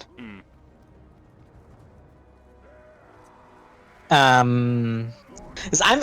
never been a fan of that the forehead or get good culture, which is just do X or just it's the same. It's not as, but in this case, it is not as bad as telling a depressed person to just cheer up. Yeah. But it is the same energy, you know what I'm saying?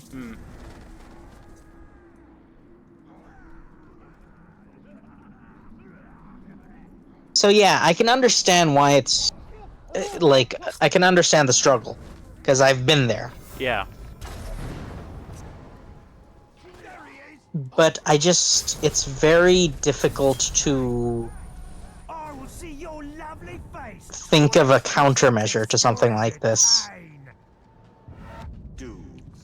Well, like I said, having sort of the motivation of, okay, I've got to do it for the stream is something that has helped, even though it does, obviously stress me out some. Yeah. It's an imperfect solution, but it is a solution that works. And I'm wondering if there's a way of, expanding that in certain ways. I've had similar things in my own life.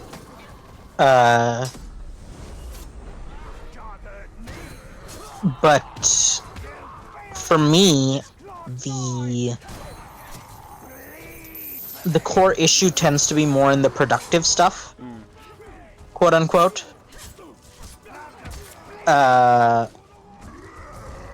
And when productivity, such as it is, isn't the concern, my difficulties are a lot more nuanced, shall we say.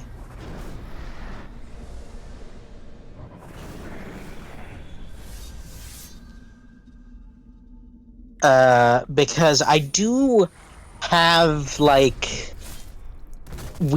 I do have things that affect me when it comes to stuff like, starting new media properties, Mhm.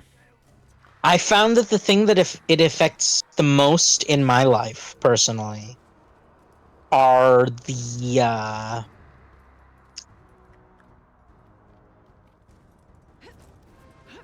video game side of things. Mm.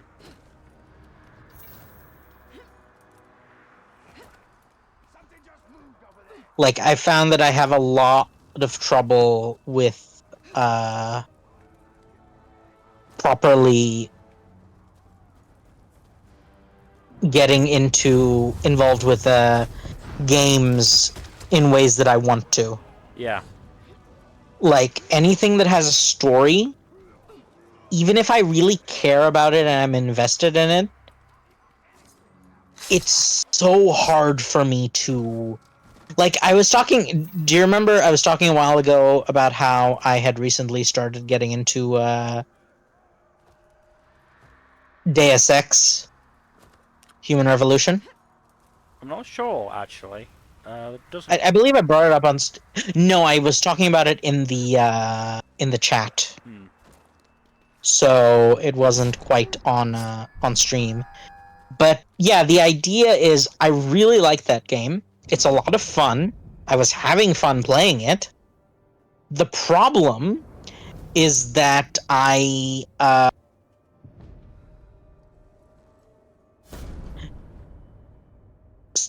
played it like very like frequently. Mhm. Like I played it every day for like 3 years, like for like a week, and then I just didn't play it for one day, and I haven't gone back to it. Yeah. And based on my pattern with these things, it kind of feels like I'm unlikely to actually get back to it unless I start a new game. Hmm. And I obviously don't want to do that. Yeah. So I'm like, well, it's sort of a damned if you do, damned if you don't situation for me. Because what am I supposed to do? Either I start a new game, which I don't want to, but I find it very hard to like go and pick it back up. It's why I haven't cleared Baldur's Gate yet. There's just so much to do in that game and so many different Yeah. ways to do it that I got a bit overwhelmed, and now I'm in a situation where I can't seem to do it even if I wanted to. No, I definitely get that. I've definitely had that with games. I mean, if I stop playing a game, I am just that much more likely to not be able to pick it back up again. I mean, there's fucking what is it? I mean, the Scarlet Nexus, which I played briefly. I think it was December 2021, and then I went home for Christmas. And obviously I didn't take my big ass fucking computer with me, because I was only there for, a week or two. And when I got back, I didn't play fucking Scarlet Nexus again. Yeah, that's just how it happens. And it's like it sucks, right? Yeah. Because it's not something we want to do. Mm-hmm. We enjoy these things and we want to do them, but it just like I mean, to be brutally honest, it's that's sort of that's sort of the mindset I'm in with fucking Mass Effect right now. To the point yeah. where I have gotten Mass Effect and I'm playing it on my PS4 right now.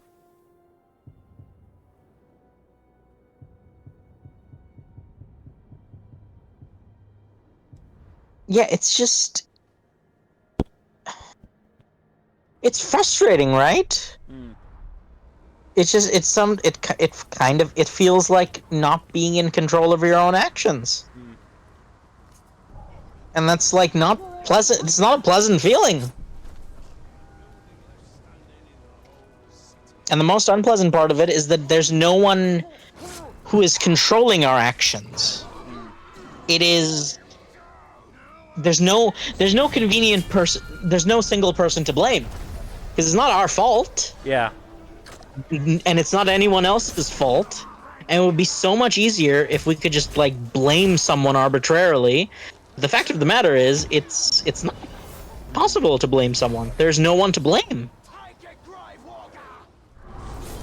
And that can be even more doubly frustrating sometimes, because sometimes you feel better if you have a concrete target of your ire.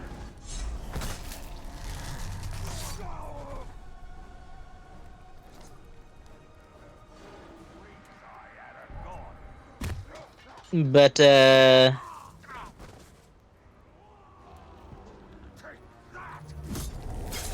yes, I certainly want to do things more often.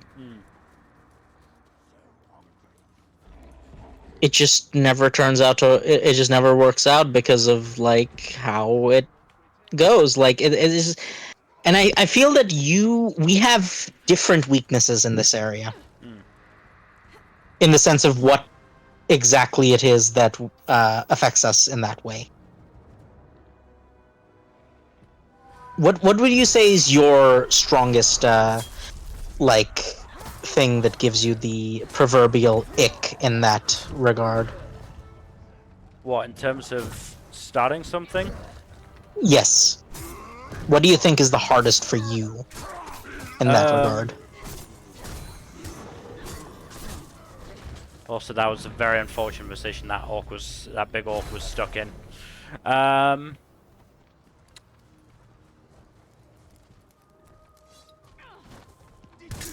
I'd say the one that honestly frustrates me the most is like not being able to start back up in riding something. Like,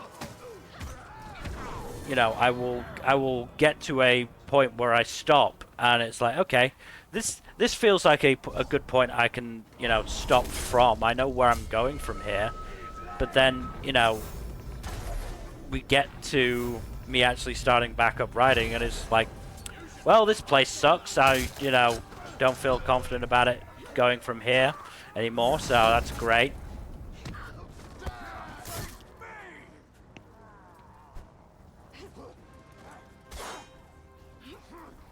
Fuzzy? Yeah, I know. No, I'm listening. I'm just like, the writing thing is definitely one of the more frustrating things. And it's similar for me. Though in my case, a lot of the time the frustration does come from like media works. Primarily for me, the frustration mostly is games. How would you rate? Where would you rate your I'm not inability to? I'm not bad at games, honestly. I'm, you know, not amazing at finishing them necessarily. I mean, I've been playing Shadow of War, for example, for well, a decent while. It's been one of those games that I've been on and off on. But yeah, games I'm not too bad at.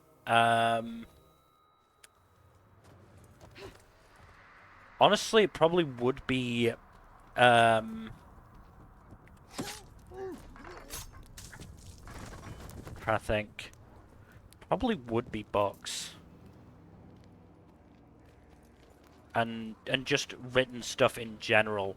Because obviously I don't read that many books nowadays just because of a general lack of money and shelf space. But I obviously read a lot of fan fiction, and you know, it can be difficult starting a fan fiction, and then if it's a long one, keeping on going with that fan fiction, even though I am enjoying, you know, where it goes, unless I do actually get, you know, a period of you know, absolute hyper focus on, you know, said, well, generally the franchise in particular that I'm, you know, reading the fan fiction for.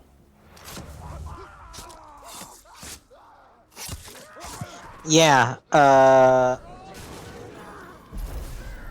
and I feel that that's what it is for a lot of people. I think books are uniquely difficult in that regard, in the sense that books are representative of several things, including a commitment and like a certain level of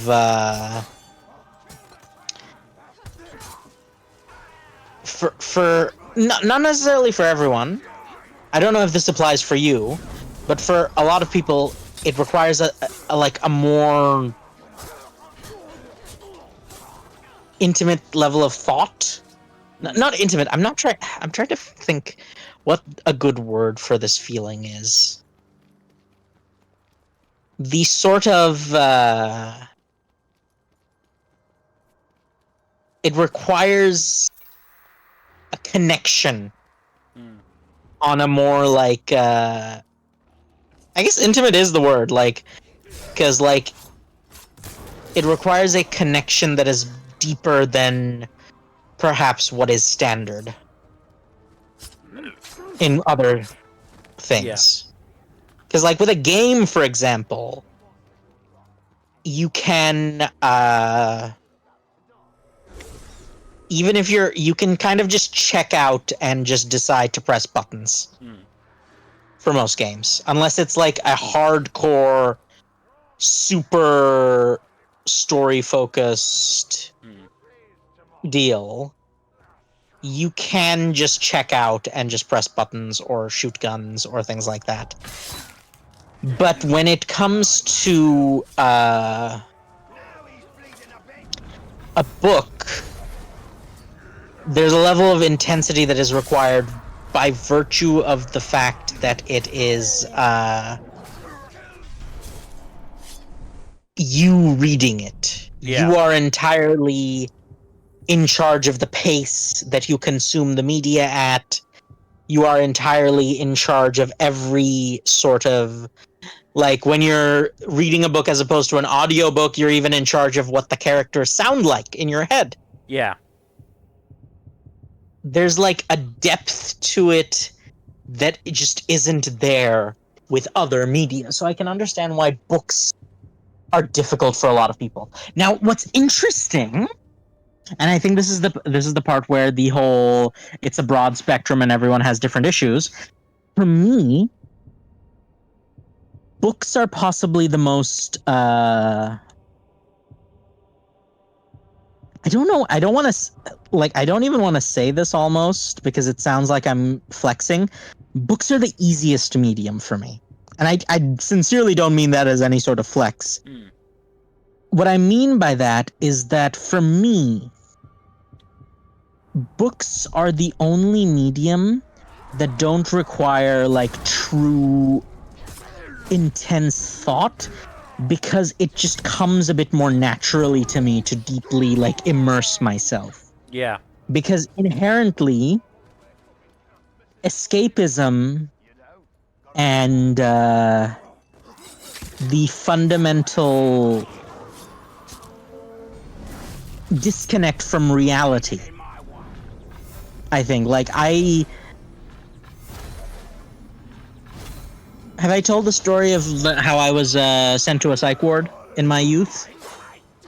I believe I mentioned it, right? Probably. Yeah. I was like, how old was I? 15, 16? Something like that. I was sent to a psych ward because I was showing suicidal ideation, which, you know, as you do. And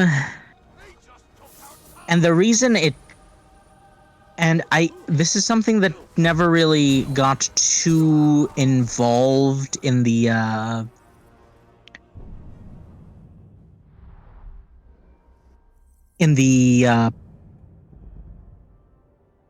report proper, but a big part of it was that I was suffering from delusions, in the sense that I was getting too caught up in my own internal world, to the point that it was starting to have deleterious effects on my real life. And so escaping to, like, immersing myself, like, it's the whole. I tend to dig too greedily and too deeply, essentially. I went very deep, and I didn't really properly come back. And that resulted in, obviously, a quick trip to the old youth psych ward. I'm lucky it happened when I was a youth and not in my adulthood, because the adult psych ward is not a nice place to be. It is a very difficult place to exist.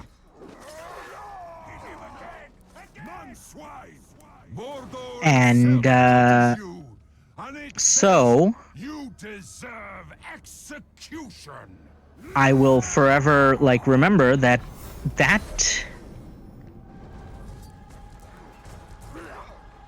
was really the thing that, in hindsight, has told me, so I am someone who can very easily just get lost in another world. And so for me, reading is the easiest thing. Not because I'm smart, but because I'm not.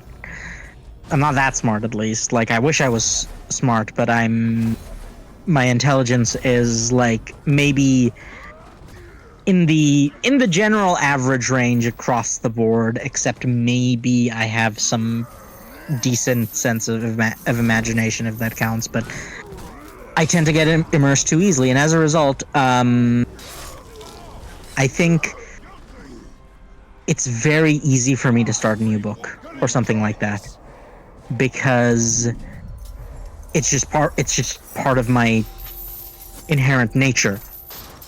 Yeah. In a way that other media are not. I condemn you to death.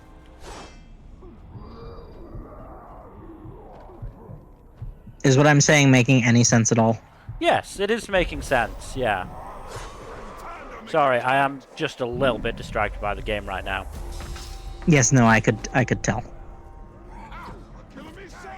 Got myself into a little bit of a pickle. Show me who's worthy. How do you feel about pickles of various sorts? Not much of a fan. I am not either, and I just don't understand why every goddamn burger place insists that pickles must be involved. And it infuriates me. Why does every sandwich have to have pickles on it? What is the point of that? I'll tell you what the point of it is. There isn't one.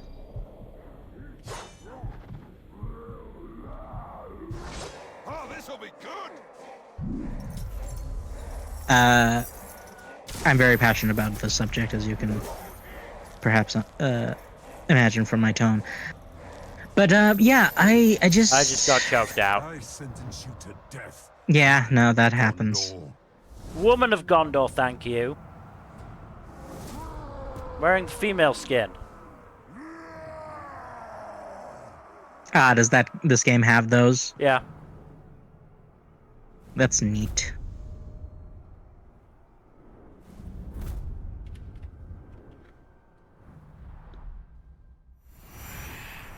Right, I'm gonna kill him.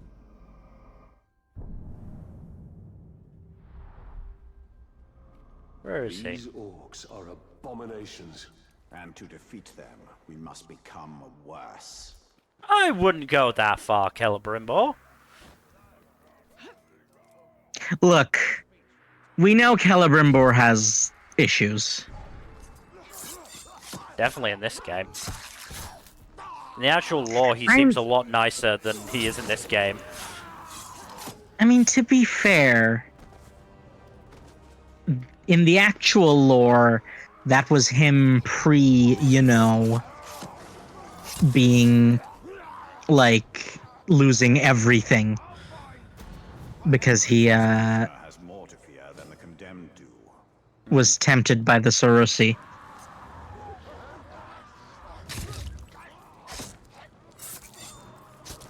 No, but like real talk, were they banging?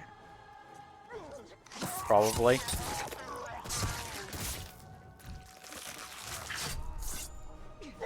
I'm not gonna be surprised. I wouldn't be surprised necessarily.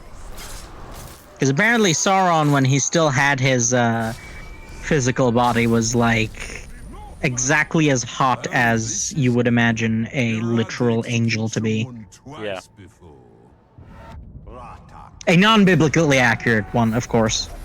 It's funny to me that despite the obvious Catholicism that is like prevalent in Tolkien's works, his angels are not biblically accurate. They are quite distinctly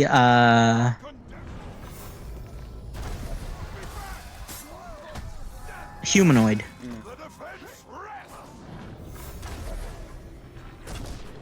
Well, obviously, you know, Tolkien was not as interested in inserting Christianity into his work as fucking C.S. Lewis was. Oh, definitely not. But like, the Silmarillion is literally like the first chapter of the Silmarillion is almost, it's literally just Genesis.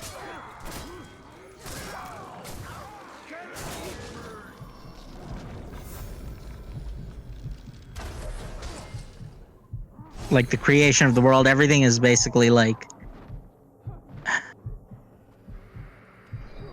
Though, I think there's a lot you can glean from Tolkien's like work in that regard, in the sense that it's very clear he was personally wrestling with a lot of issues regarding the idea of creation. Like, he was obviously a very creative, imaginative person. Yeah. But he was also a very religious person, and as a result, he had this strong feeling of like conflict that you can read in characters like Aule and Yavanna and Melkor, I forget what exactly the name is. Melkor. Melkor, yeah. Melchior is someone else.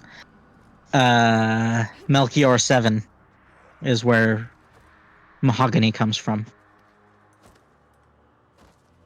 Mahogany.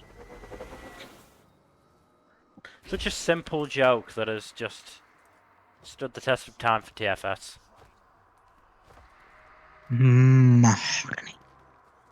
Unlike a fair few of those jokes in Season 1. I still like haha dangly parts. I know it's just ripped wholesale from Archer, but like the way they presented it was good.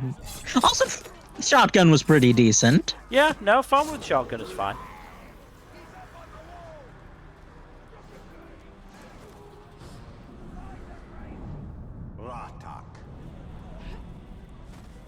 But yes, perhaps my favorite part of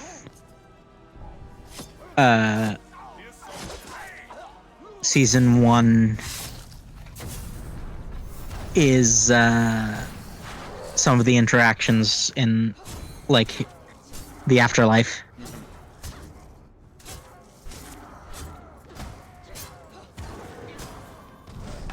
Now granted,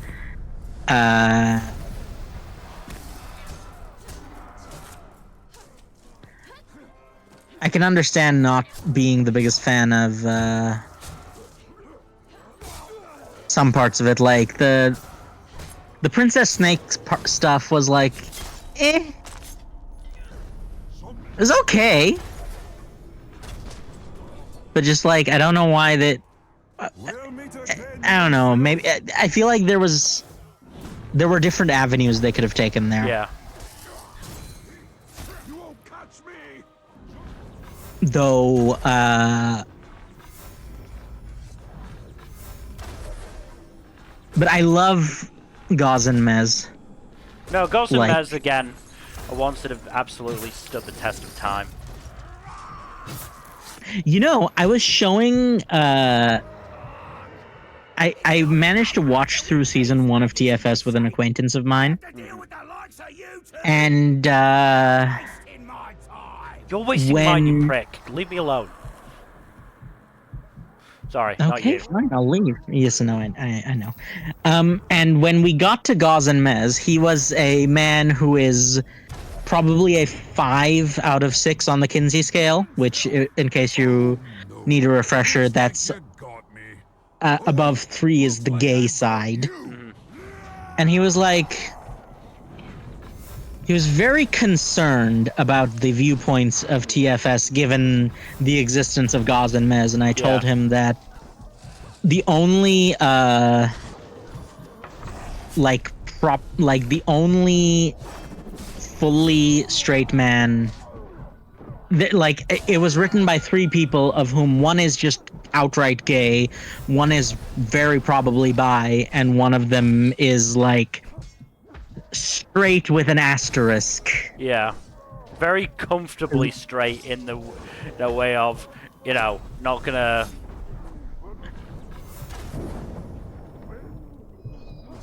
I'm talking about Lanny. Yeah. Yeah, where he's like, he's straight, but he's never like shied away from the idea of, I mean, I don't have to be necessarily. There are probably situations where he's basically flexible, is what I'm trying to say. Is what he's said. So he was like, and so a group of mostly not straight people made Gaz and Mez, and I was like, yep. And he had a lot of questions in that regards. He was like, he wasn't quite grokking it. Yeah. Which I can understand, right? Like it's a bit like on the nose, but I think because it's very clear that their intentions were like the best of intentions, it's good. Yeah. But I can understand why, if someone is perhaps like, for example, they don't actually know the identities of TFS, like who they are as people. Yeah. And their like stance, they might get a like Gaz and Mez might give them a mistaken impression.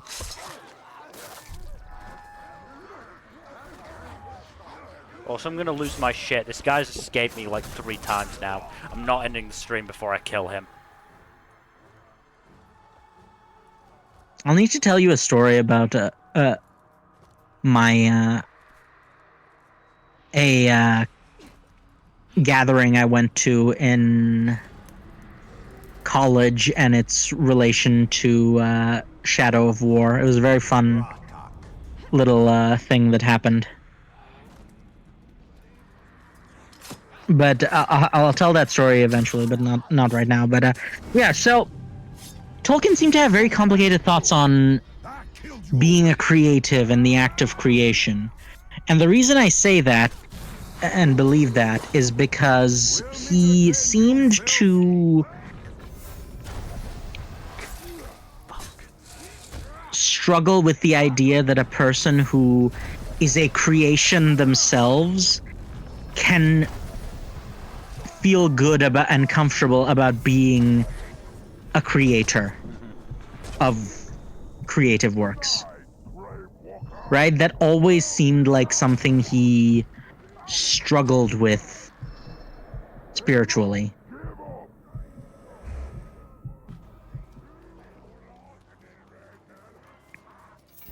And you see that in Aule, for example. You see that in a lot of characters, really. But perhaps most you see that in the conflict, or rather, you see that in the contrast between how Aule handled things and how Melkor handled things. Because the core of Aule's story is that he made the dwarves. He he wanted to be a creator of his own. But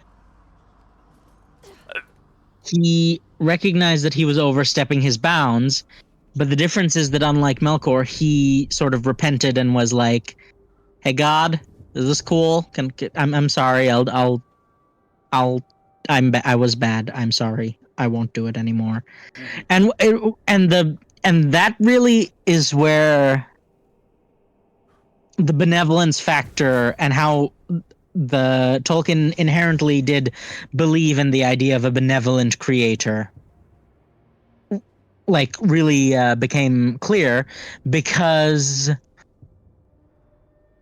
it was the attitude that convinced. That was the difference. That was the only difference between what Aule did and what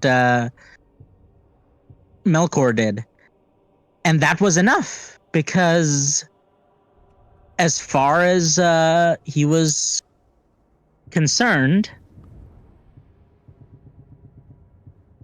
it was the intent that mattered rather than the act. Mm-hmm.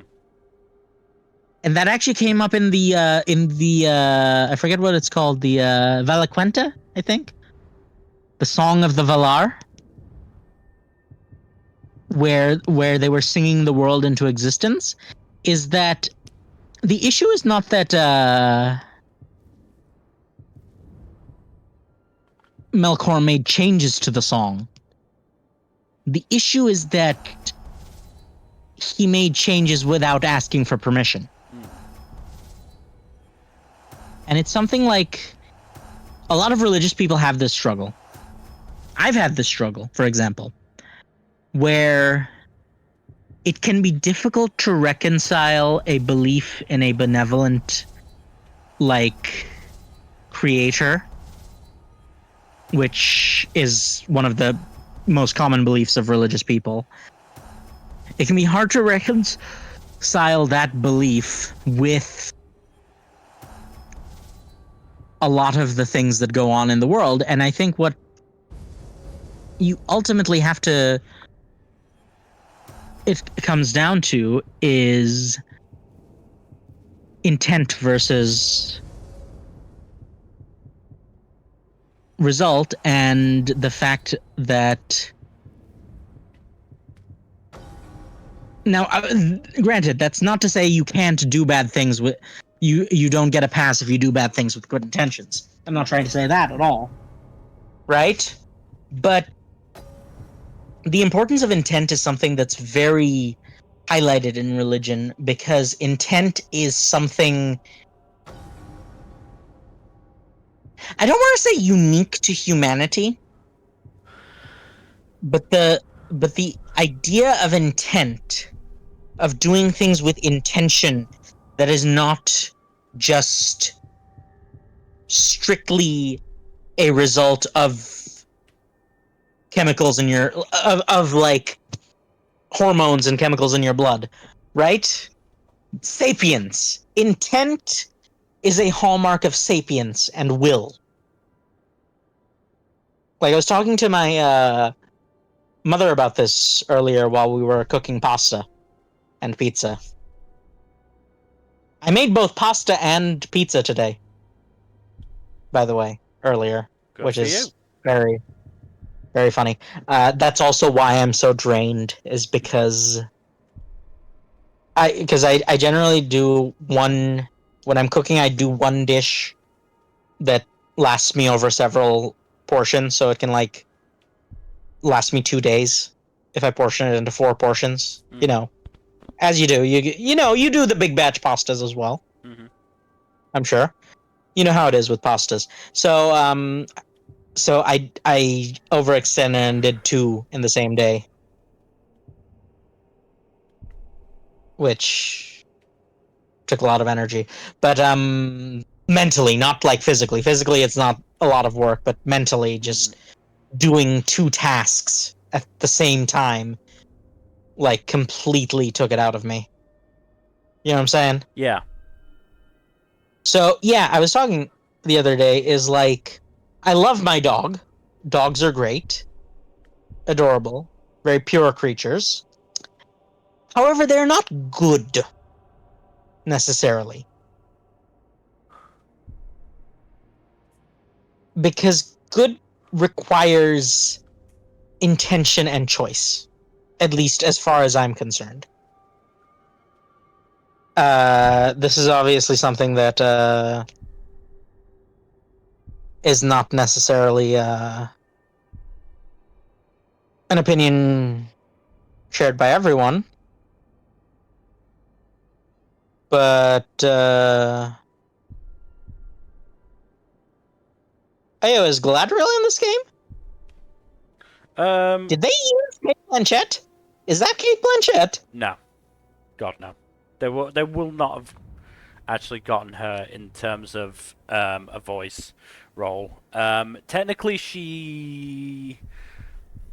Not sure if she has appeared, because the skin I'm using is that of Eltariel, who is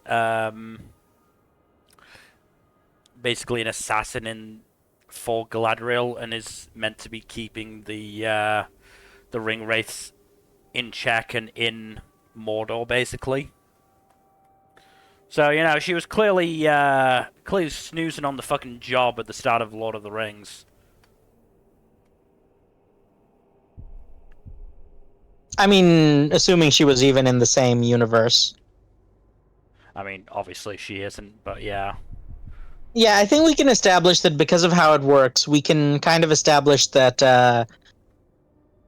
Shadow of War is an alternate timeline, alternate universe. Mm-hmm. Like the Shadow series. Yeah. I mean... Yeah. Yeah. I mean, do you want spoilers for Shadow of War?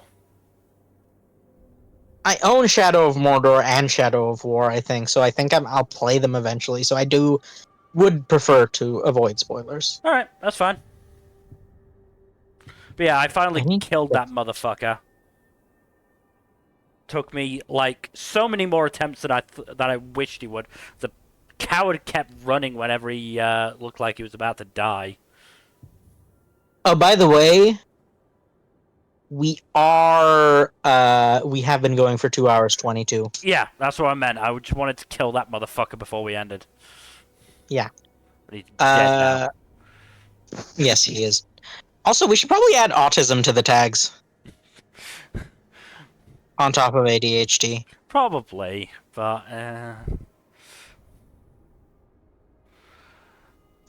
why not?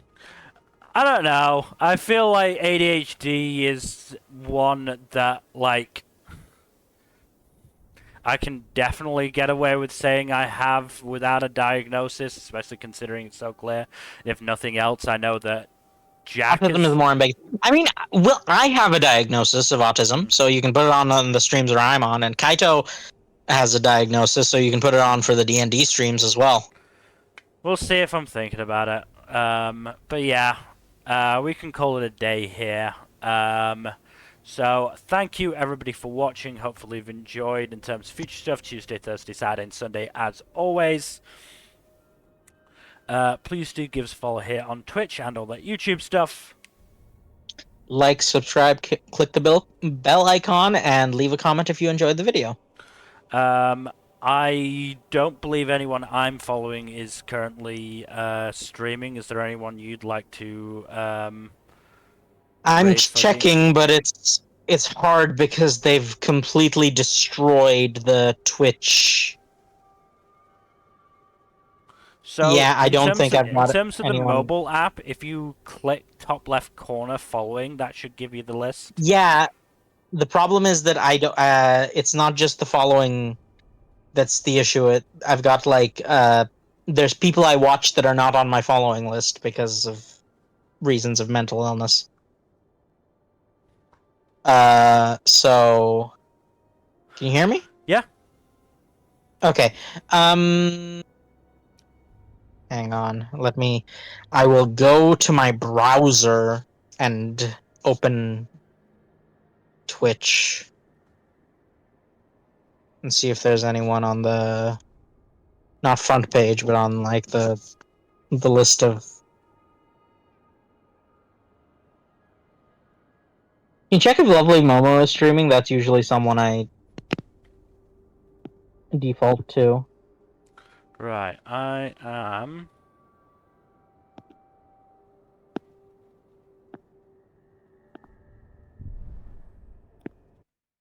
Just gonna do this because I don't know if it's gonna. Is it? No, it's not turning off. Okay, that's good.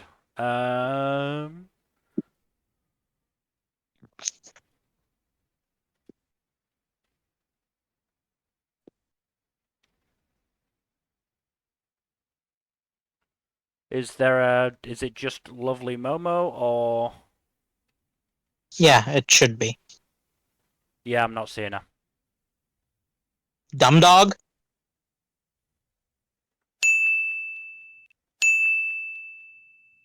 Dumb Dog Bark? No, just Dumb Dog. Then no. They have a dog as the profile picture. Then yeah, that'd be a no. Well, I guess we'll just have to sign off. Yeah. Okay, then thank you everybody for watching, and hopefully we'll see you on Thursday. Good night. Bye-bye.